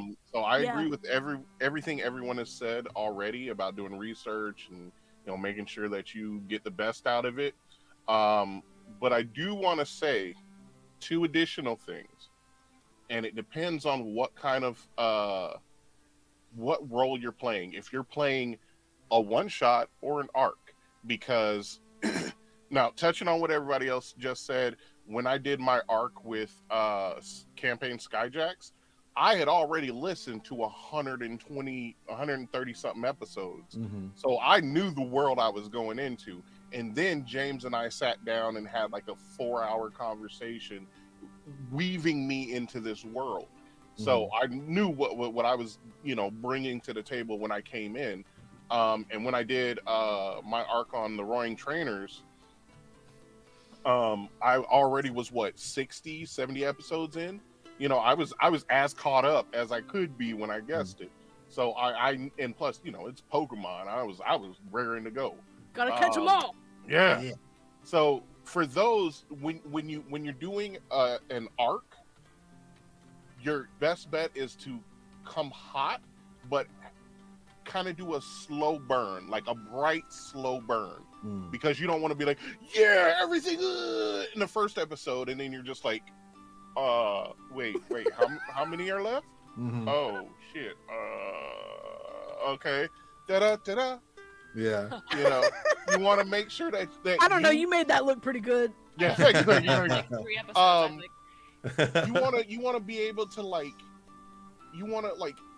impact the story, but not too much and not too little. Like, you don't want to just be a blip and they were just like, oh yeah, there was that guest, but I can't really remember anything about them. They were kind of garbage, whatever. They didn't really do anything. Some jokes and laughs. And you don't want to be, too.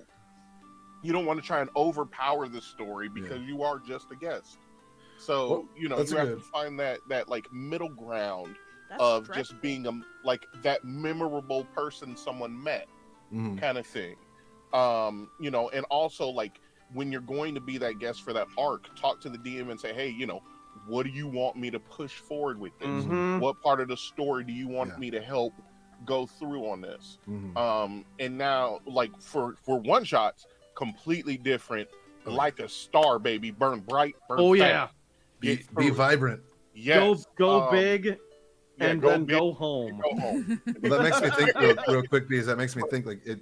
Yeah. If you are able to talk to a DM, if you're approached by a DM and like they're like, yes, be a part of this story, they want you there for a reason. So like having that conversation with them, like to hit those story points or hit like the character relationships or whatever, like that, like they clearly, because like speaking from experience, DMs are very protective of their stories, and if they're like, yes, please help me tell this story, like that's like a pretty big honor. And so like doing your homework and like learning what you can from those storytellers to be like, yes, how can we together make this, like take this to the next level? I think that's pretty baller. I like what you said about if you're getting invited in, you're like for like a longer thing, then that's the DM, like they want you there for a reason. You should reach to learn what that reason is, because you're going to learn something about what the DM sees in you, and you're going to learn something about yourself, which is very important as you're trying to develop as an artiste.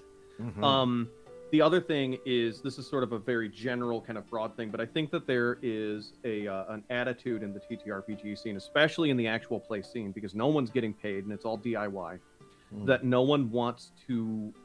Everyone wants everyone to guest on their stuff, but no one wants to ask anything of anybody because they don't want to like feel like they're directing them, giving them notes, or giving them more work.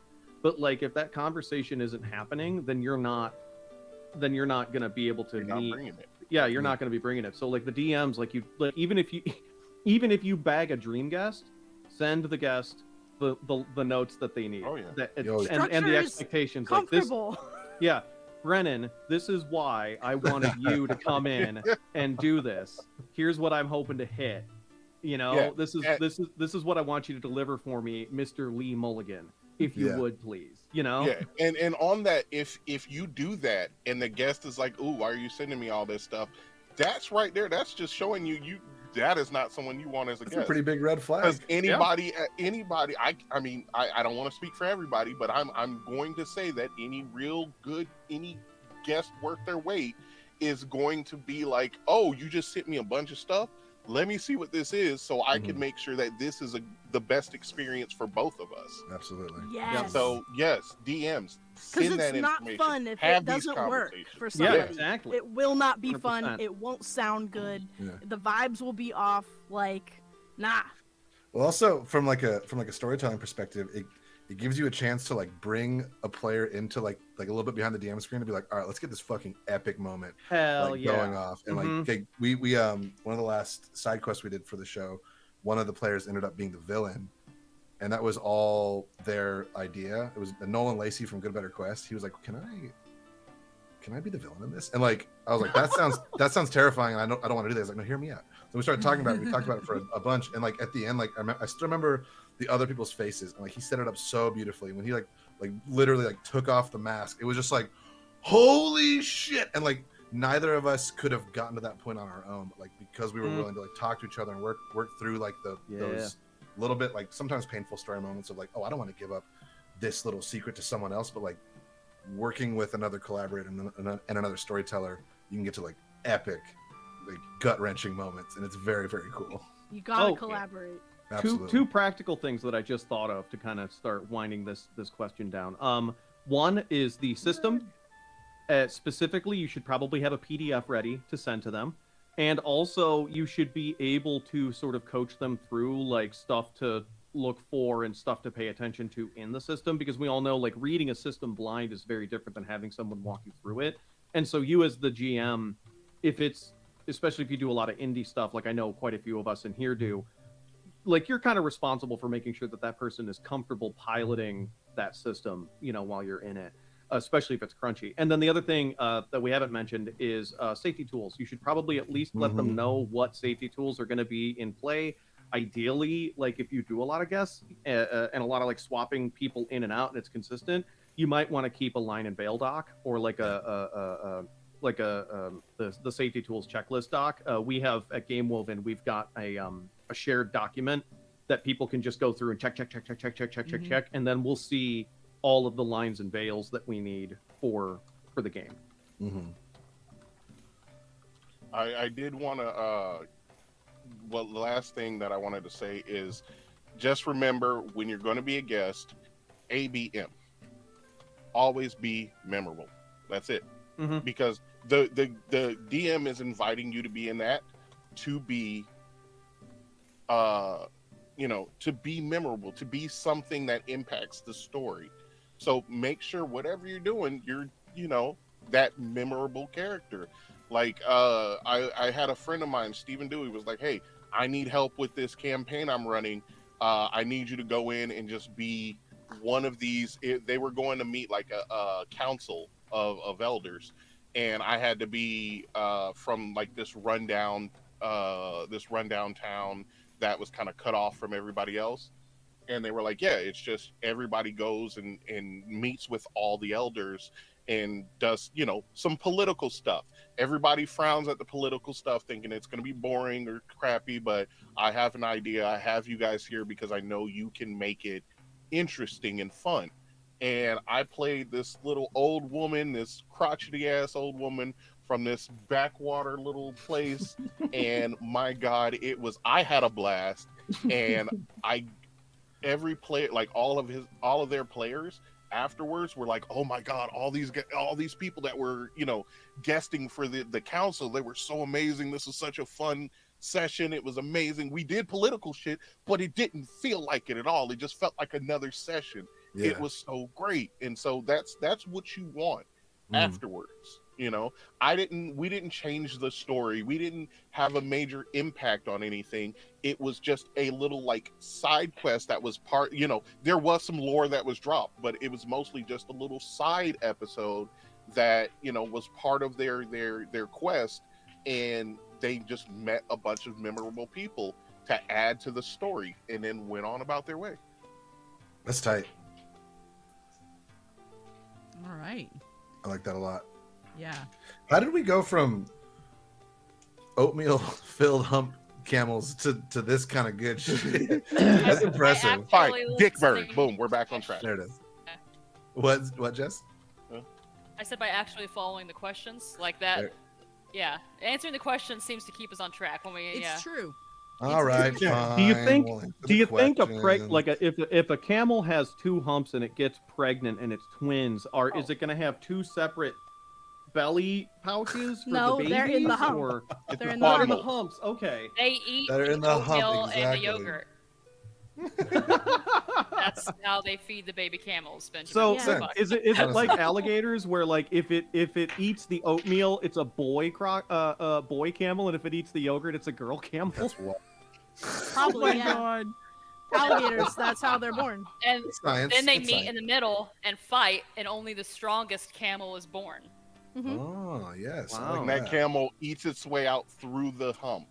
And that Yo, is camels how are fascinating. That's learned why so much camels, tonight. Incredible creature on this god's camels earth only have one child. Ever. That's why. ever. Yeah, because after that, Fuck. Oh man. that's All right. it. Sorry, Luna. What's Okay. the next question? Let's see. I feel like I really, I mean, I should ask this question, but I'm gonna regret it. Lord Richter would like to know Oh yeah. Yeah. your favorite player shenanigans story. Oh no. That's All right, almost awesome. I'm gonna jump in for this one. I'm Go, go, usually go. last, but I'm gonna Bees jump in has for got him. this is my favorite one. My favorite. It's an oldie but a goodie. If you've watched the show, you've heard this goddamn story from me. Mm. It was a one shot. Friend of mine was like, "Hey, I want to get you guys together. We usually do a lot of RP heavy stuff, but this one's just gonna be dungeon crawl. Boom." And I was like, "Cool. I don't know what I'm gonna play. I'm gonna play a paranoid sorcerer. Sure, let's go." So my character I was like just this. freaking out the whole time, and he was just like, he was just, on edge. And so we were going through the dungeon, and there was a goblin, and he was like, "Oh, this goblin pops out and starts running towards you guys." And I was like, "I shoot fireball at him." Boom! Just blew him, incinerated him immediately. He was like, "Why would you do that?" I was like, "We're in a dungeon, and a goblin comes out. Of course I'm going to shoot at. I'm going to kill it." And he was like, "Oh my god. Okay, fine. Well, you killed it. Great." And I was like, "All right, let's keep going." Me as a person, I was like, "Shit, that goblin probably had a whole bunch of information that sucked." But as the player, I'm like, "Well, that's you scared him. It wasn't like, Paranoid oh, sorcerer. I'm a goblin. Let's talk." No, it That was just, goblin this probably goblin had pops out like information. Shazam. And so he got fireballed. So I mean, firebolt. So then we go into a room. We're going through the dungeon, and we go into this room, and it opens up, and it's a giant ball pit. And there's the ledge, the giant ball pit, and look at Luna's face. And then there's the other ledge on the other side. And we're like, "Oh snap, okay, cool." And I think there were like enemies on the other side, or there were things in the balls like swimming around. And so like we got one in, and we started messing around, and we found out that the balls explode. The little balls, each one explodes. What now? The little the little balls explode. Yeah. Boom, all over And the the place. stuff that's Face, in neck, them and swimming chest. around. And then Dick Bird. So Dick burn. There it is.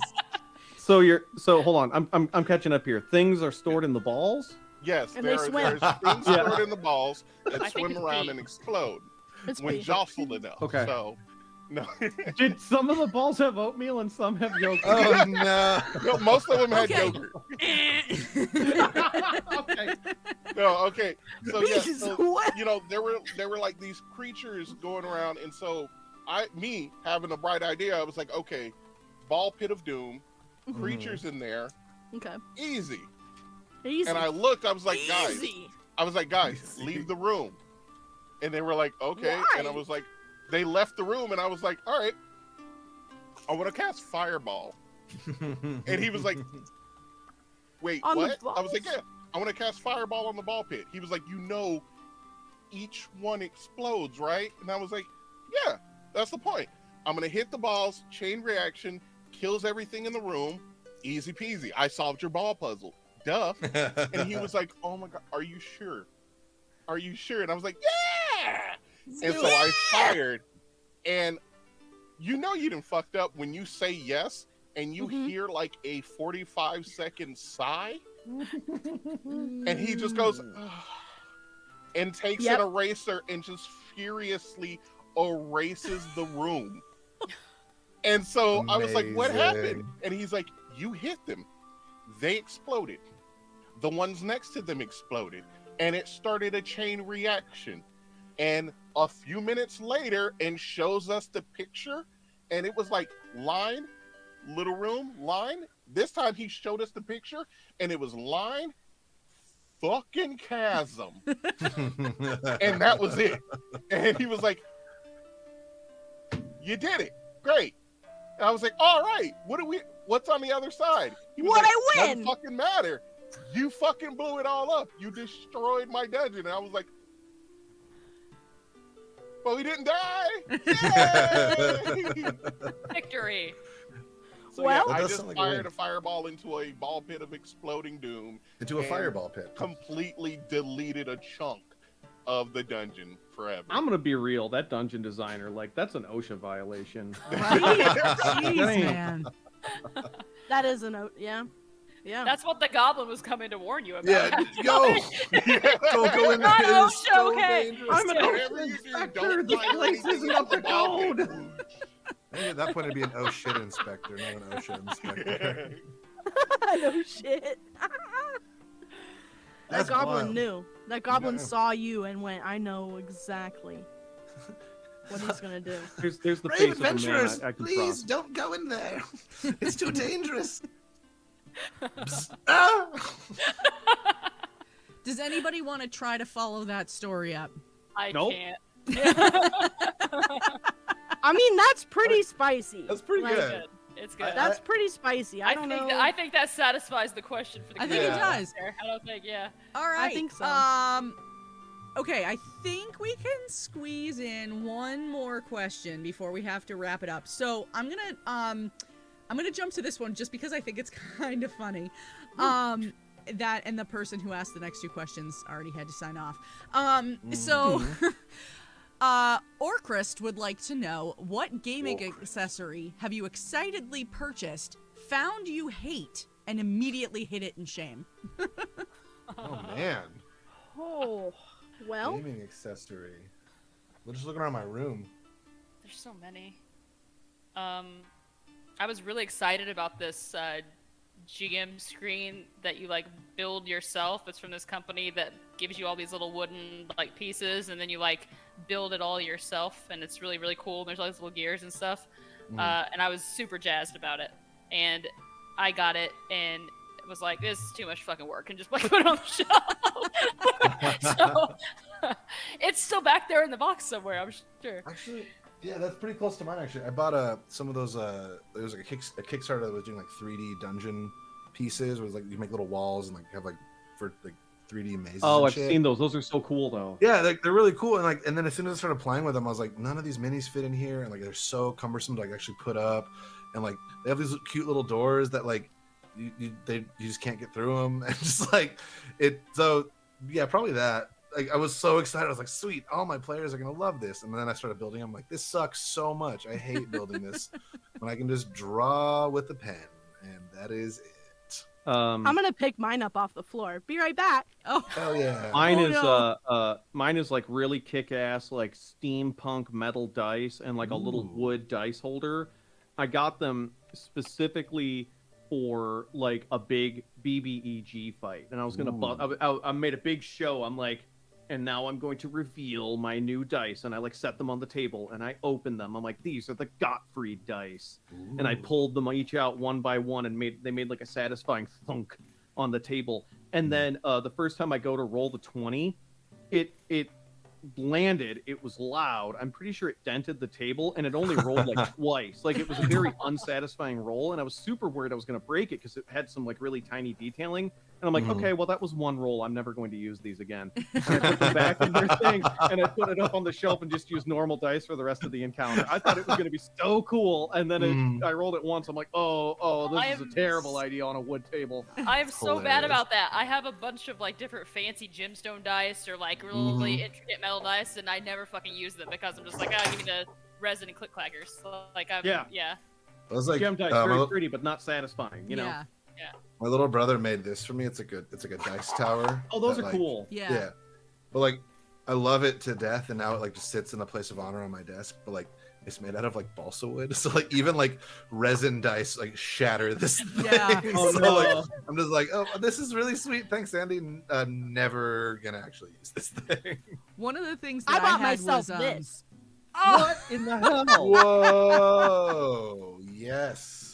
Are It's a you horrible telling me muscle you're suit. not satisfied with that because it's pretty fucking awesome. right. How can you not be satisfied with that? That's what It's Taylor went to that gym wearing. I wear this all the time, but I didn't know how hot it was gonna be, and I had to be this for like over a year on stream for like 5 hours a night.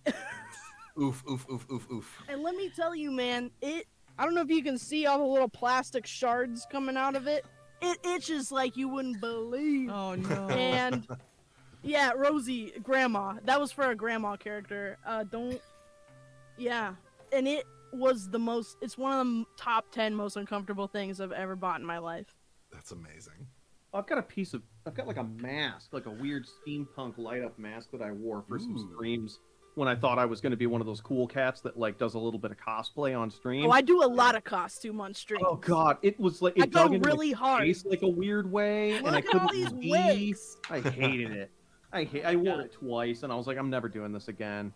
I'm honestly not a super big like accessory person. Like dice are really the only thing that I buy, and then it's like cards, like spell cards. Back when I played 5e, I thought those were nifty, but I was like, that was about the extent of it. Like I'm not a huge accessory person. I play online all the time, so there's like no way for me to buy stuff anyway. So I'm I like have looking around and I'm like, that's a dice holder, that holds dice, that's for dice, those are dice, that's my dice catapult. Like, I mean, I do have a trash bag downstairs with about 4,010 dice in it right now. Hell yes. That's not an exaggeration. We give them away when we go to Comic-Con, so I have to like Just stock up. collect a whole pile, and when you dump them out on the floor, That's gotta be so satisfying. Keeps happening.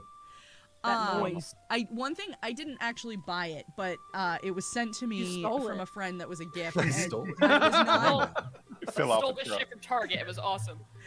I was not thrilled with one thing that I had, and it was one of those like flat packed, kind of like your like the similar type of wood, David, to your dice tower, and it was like a dice jail, and I was like, this is really cool. And it looks really cool. It really does. The problem was that because I had to put it together myself, there was a piece that didn't fit quite right. And so it didn't close all the way. And that just made me so annoyed. And I was like, I can't use this ever because it doesn't that's the close right. worst. One thing that I've got that I super love, just to swap the question around here, is this little thing. It's just a bunch of like condition markers that you throw on that's top cool. of like minis as you're playing. So there's like exhausted and paralyzed and raging and We had all little sorts of health, the little health potion, dice thing from that company. Yeah. yeah, they're The really fun. box, though. Yeah, pretty cool. Yeah, Well, I I am do that. such a sucker for good packaging on anything. For a good like, package? For a good Yes. package. Wait, Yeah. Dick Yeah. Burn brought it back. I'm still in. I'm still in. No, yeah, I'm the chump that falls for the cool marketing. I'm like, oh fuck, that's awesome, and then I get it, and I love the box, but I don't give a shit what's No, inside. Keep this in the box for the rest of its. Yeah. Rest So of its that existence. actually, David, that actually brings us to a really good thing. So Jim the Dim posed a question and specifically asked that it be the question that people answer as we're signing off. So this is probably going to be a great way to do it. We'll go around. Everybody can remind everyone of who they are and where we can find you on social media and all of those things. And you have to answer the question of your favorite TTRPG item that is within reach. Oh shit. Okay. So we'll go in the reverse order. TT Benjamin, we'll start with you. I gotta find something in reach. Okay, what? All right, now I might have to stretch the definition of reach here. You're tall, it's okay. Are you reaching? I got it. I'm That's ready. not fair. Benjamin and David are long. Yeah, True. super longed. I'm a long lad. We're long like California. They're 6'8" and 6'9". Nice. Nice. Hey, everyone. Nice. I am TT Benjamin, producer and showrunner of the Game Woven podcast, an indie showcase actual play building a world one game at a time. I'm an actual play performer and small-time game designer of tiny fame with big ideas. You can check out my debut release, Adversary, coming soon to drive through, and track me down on Twitter for upcoming projects and appearances. This is my favorite TTRPG item. A copy of Orbital Blues by Soul Muppet Studios. Easily the best RPG that came out in 2022.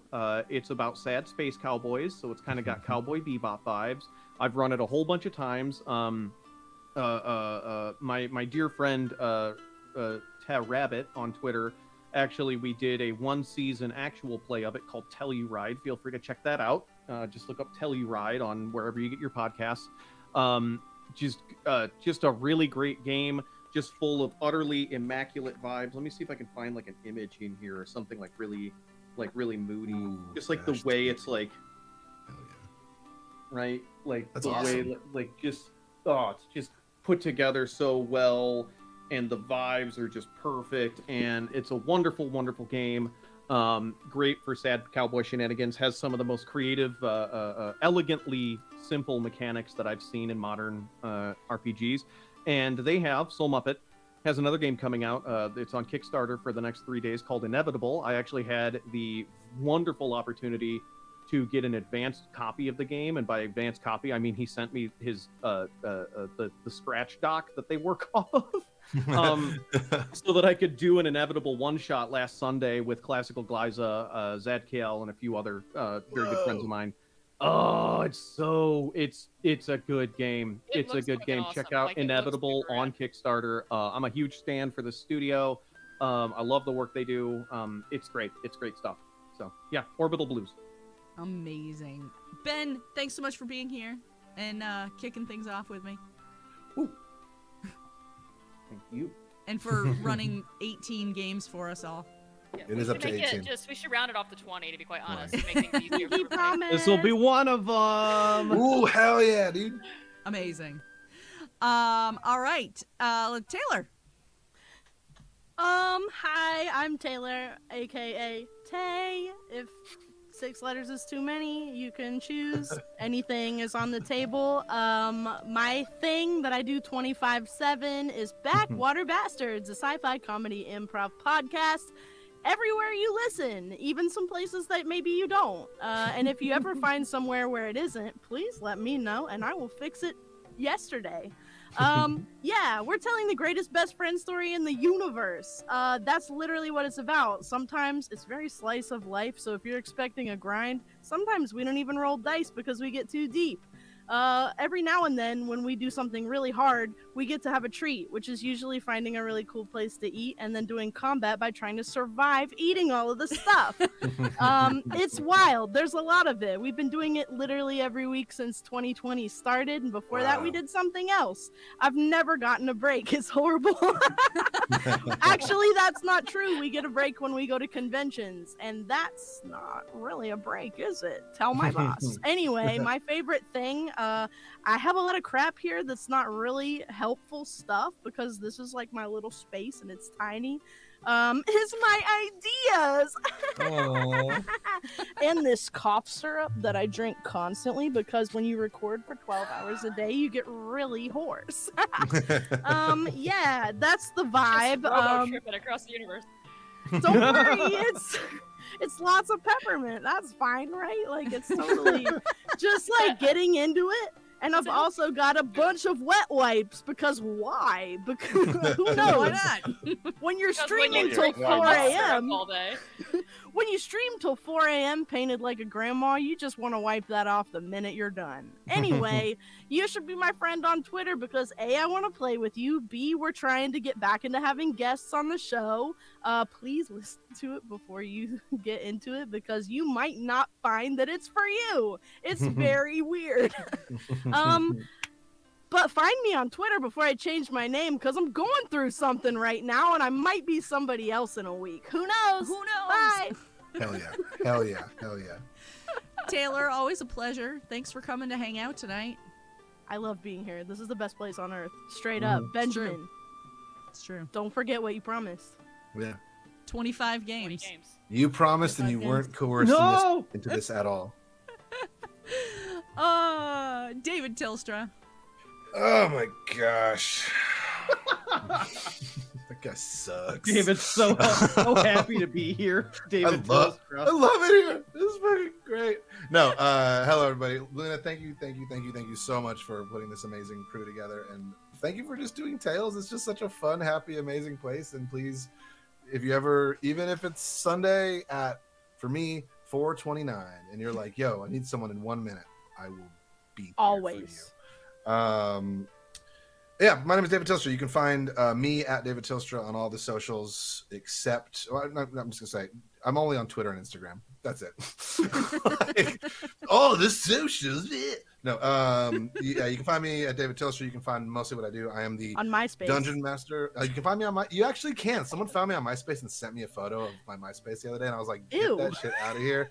That is terrible and horrifying." What song plays when you go to it? I think it's like an old Christian rock song by Reliant K. Reliant Which is- K! I still unironically listen to Reliant K. They're super fun. But like Tom from MySpace is my number one friend. I was like, yeah, Of course. He's a real one. He's a real one. He's like a photographer now. He was always there. He's still alive. Well, yeah, when you He's sell a like- social media empire for like a few $1 billion, Jeez, you it can wasn't do that Yeah. long ago. Yeah, this was I- like it's like I'm like a goldfish. 8 years if ago. somebody doesn't do something active in the last year, I assume they're dead. Alright, That means we gotta tweet bees every day. yep. Thank God I brought Tails back in less than a year. Yeah, he was like, Luna, rest in peace, Luna. She's gone. Yeah, you can find normally what I do over at From Afar Podcast. We do streams, do guest spots, TTRPG performances. We do charity events. We do. We're about to start a new show. We haven't really done this a whole lot in the past, but we're about to start doing like mini arcs, like live streamed on Twitter, on Twitch. So we're gonna be trying to get a lot of guests, a lot of GMs, a lot of new systems. That's my biggest complaint about the show that I run is it's a little too, like, speaking of guests earlier, it's a little too difficult to get guests in sometimes. So Amen. like I want to, like, there's so many cool, amazing people in this community. I want to just play with all of them. So like I want to try to make a platform where we can just have everybody playing everything all the time. So like I said, my name is David Tilstra. I'm a voice actor, TTRPG performer, dungeon master. That's kind of it. You can find what I do at David Tilstra. You can find also what I do at From Afar Podcast. And my favorite... Oh, last thing I need to say, I just started working with some very good friends of mine here in California on a new TTRPG thing. Two things, actually. There's a thing called Keep It Dicey, which is a new podcast coming out where we, again, also have rotating GMs and cast members and stuff. But also, there's keep your eyes peeled for something called Eldritch Works. It's going to be some sort of lots of minis, lots of painting, lots of subscription stuff. So like if you like stories that exist on 2 to 5 pages that you can run in 2 to 5 hours, check that out. That's coming up pretty soon. Yeah, Eldritch Works. And my most favorite TTRPG accessory within reach is this thing right here. It's a box made by my good friend Robbie Weiss. It says "Adventure beckons from afar." From afar, that's what I do. Amazing. And inside of it is dice that he made for all the. These are all like representative of all like the 7 bosses that people have to fight in From Afar podcast. Quest for Atlantis. I didn't say that before. It's a pirate themed like space ocean opera of gargantuan epic proportions. But yeah, so Robbie made this for us, and it's super fun. You should hit up Robbie. He makes amazing things, and is just a good person. Robbie's super cool. All right, that took way too long. And That's doesn't You make amazing things, From David. Afar Podcast use a lot of things from Underground Oracle Publishing? We do. Oh my god, we use so many things. from Maybe you Keep It should tell us about that, Jess. Yeah. Yeah, I guess I could do that. I am Jess Penley, at Jess Penley on all the socials. I am the co-owner and editorial manager of Underground Oracle Publishing. We have just kind of ventured into the Cypher system recently, well, as of January, and we just finished our first Kickstarter for our first full setting book, Horror the Blighted Plain. So that wrapped today at noon. Very excited to get that out in front of people. We're already moving into our next publishing cycle. We develop all these settings through our Patreon, and we kind of rolled them out as quick starts that we expand upon with feedback from our patrons. So our patrons actually kind of help shape the world and playtest things as we go along. And then we, at the end of the publishing cycle, we put it on Kickstarter. So that's how Horror started, and that's how this next project will start, that is going to be kicking off in June. Amazing. So go to undergroundoracle.com and you can learn all about that. I will tell you that our next setting is going to be high adventure science fiction. So if that's your bag, definitely check that out. Yes.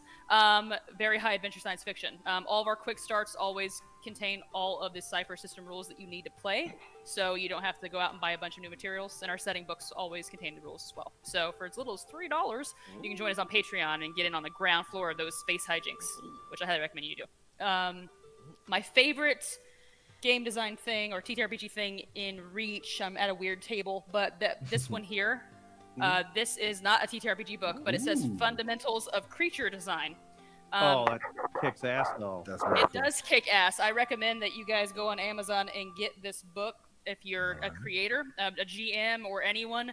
Not only is the art fucking fantastic in it, but it really lays out kind of like the whys behind really fantastical creatures. So if you're doing things in fantasy settings or sci-fi settings or things, and these are things that concern you, you can dig into this book, and it gives you a lot of really great ideas to justify the weirdness in your creatures and be able to kind of like get those get the fantastical melded into like a real world design, basically.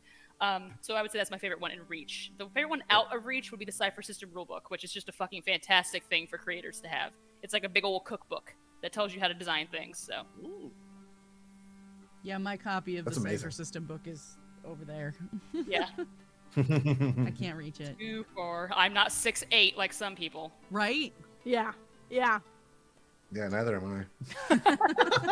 You lied to us, David. You lied. We trusted you. We get trust men on the internet. Or ever. Just in ever. Big bees. His hair is full of secrets. The smell of beef and cheese. I had it. I was waiting. I was like, I know what I'm going to say. I'm ready. I started, and I realized I fucking muted myself.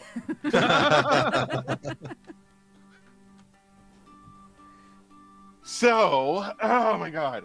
No pressure, Hey Bees. everyone, what is up? I'm Big Bees, your happy, helpful harbinger of hype. I am a variety streamer, voice actor, speedrunner, pixel artist, game designer, TTRP content creator. I do a whole bunch. Do I do it well? No, but I do it, and I love doing it. That's all that matters. I'm just your all around, just hyper loud dude on the internet. You can catch me on Twitch at big_bees, BEAZ, or anywhere else on any other socials at biggest_bees. I don't really post on anything else because I have been like working and doing school like crazy, but I should. And in July, I'll start doing that stuff more often. But until then, just look at the old stuff and love me. I've also had guest appearances on The Roaring Trainers, Canto and the Jazz Age, and Campaign Skyjacks, which is Sky Pirates, and fucking awesome. Y'all should check it out. I've also done a bunch of like random one-shots all over the place. My latest one was Haunted West on Party of One podcast, and my God, that was such a good game. Such a good game. But yes, check me out anywhere that you can find me. I promise I will be an experience. Hopefully good. And my favorite thing that is within reach is Adam's sack right here. What? Yes. This. Damn it. Ben just leans in. This is I like bringing this up, especially on this show, because I think it was we did a Tales from the Tavern with Adam on it, and we did a question, and they were like, "Oh, how do you keep your dice?" And I was like, I just keep them in a fucking box or around or somewhere, wherever. And I like showed it to everybody, and Adam almost vomited on camera because he was like, "Oh, you fucking just, I have to help you." So he sent me this little bag to not be a heathen, and to keep my dice in it, and I love it because it keeps my dice not organized, but in one spot. And Adam is such a fucking amazing human being. I love him to death. So Agreed. That's awesome. Very true. Very true. Also, fun fact: this is the 4th season premiere that Bees has been on. Oh shit. That's awesome. Out of 5, this is the 4th. Luna's like, "Hey, what are you doing Sunday?" I was like, "Yes." Yes. Pretty much. We'll be yeah. there. Luna was my first stream appearance ever. It's I was true. terrified. Mine too. I was I think terrified. mine too, actually. I thought I was gonna throw up. I told her I'm probably gonna throw up, and she's like, "No, I've got a bunch of cool people. You're gonna be fine." I was like, "Okay," and it was rad, and it's been rad since. So. Yeah, Was I it got my the one break we on were this on show. together? Jess? Oh, not the B Dave one. I was on one before that, Okay. actually with David Tilstra and I believe Patch, maybe. Yeah. Probably. Yeah, Yeah. we had Oh, like your just- entire You- hype crew. She did. She stacked it with people that would make me feel better because I was so nervous. Aw, That's what Luna Yeah. does. Luna's good. That's the way. Yeah. you did so good. Let's get some. Can we get just your happiest hype emote in chat just to thank Luna for being so goddamn. Give us amazing diapers, in all this. diapers. Yeah, That is either that or good. put your best dick burn emote in the Dick burn. chat. Yeah. Yep, dick burn Egg, emote in egg, chat. Those- eggplant fire emoji. The crossover between those two types of emojis is probably bigger than we think. What, hype and dick burn? I'm so They're the hyped. same. I've The got internet's a weird place, Bees. It is true. They're the It is same. true. All right. Well, I am Gamer Mom Luna, and this has been Tales from the Tavern. We're back. We're going to be here on the first Sunday of every month, so you will find us there. That was about all I could commit to time-wise because I also... What is going on? There's That's like... so content. cool. I forgot this was a thing. How can you? Oh, here it is. There's the button. Amazing. Hard. Separation. I love it. That's fun. Oh, I like it so much. Happy face. I am Can not- they see this? Can All they guys- see this? I just started Thumbs clicking on down, shit thumbs randomly, and I'm like, down. I'm I messing think everything it's up just here. for us. All right, well, Twitch, we can will you be see all here of the the notes? first...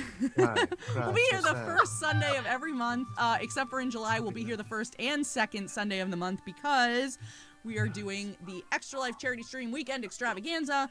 If you're interested in helping out with that at all, we are going to need guests. We're going to need help with production work. We're going to need all that fun stuff. So if you're interested and willing to help out for a little bit, shoot me an email, gamermomluna@gmail.com. In the Can I interim, shoot you a vocal stream? you can Can we find me yell? all over social media at GamerMomLuna, and shortly I will be announcing the guests for June. I know we have some really cool people coming on. We've got someone who does accessibility work in TTRPGs.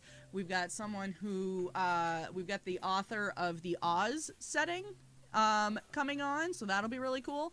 Coming up in July, we have the creator of the Brindlewood Bay game coming on, so that'll be really cool. Nice, So we've got some fun stuff coming up. So yeah, check that out. My favorite accessory that I have nearby is dice. But a specific set of dice, actually. So these are dice that, they look like ordinary dice, but wait, let me get my black light on it. Oh, They glow in the dark. You can't really see it because there's a light on them, but they Hell have yeah. little glowy sparkles in them. So Love those are my favorite. They were a gift to me, and I love them very much. There's a cat behind Who's a me. baby? So she already had treats, so she doesn't need any more.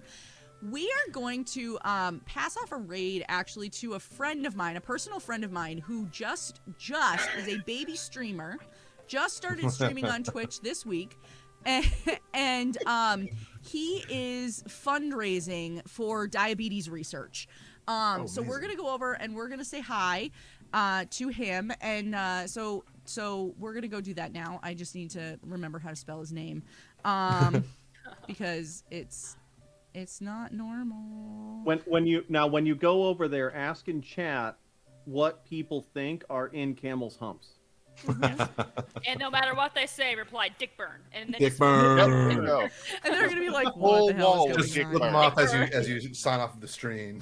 Yeah, suckers. Dick And burn. make All sure you right. clip where Benjamin agreed to 37 games to be 37. ran by him. 37. 37. Yes. All right. I feel like 37. 40 is a good even number. I don't think. Yeah, we you should- know, Jess let's is get right. 40. Jess is Yeah, right. just, you know.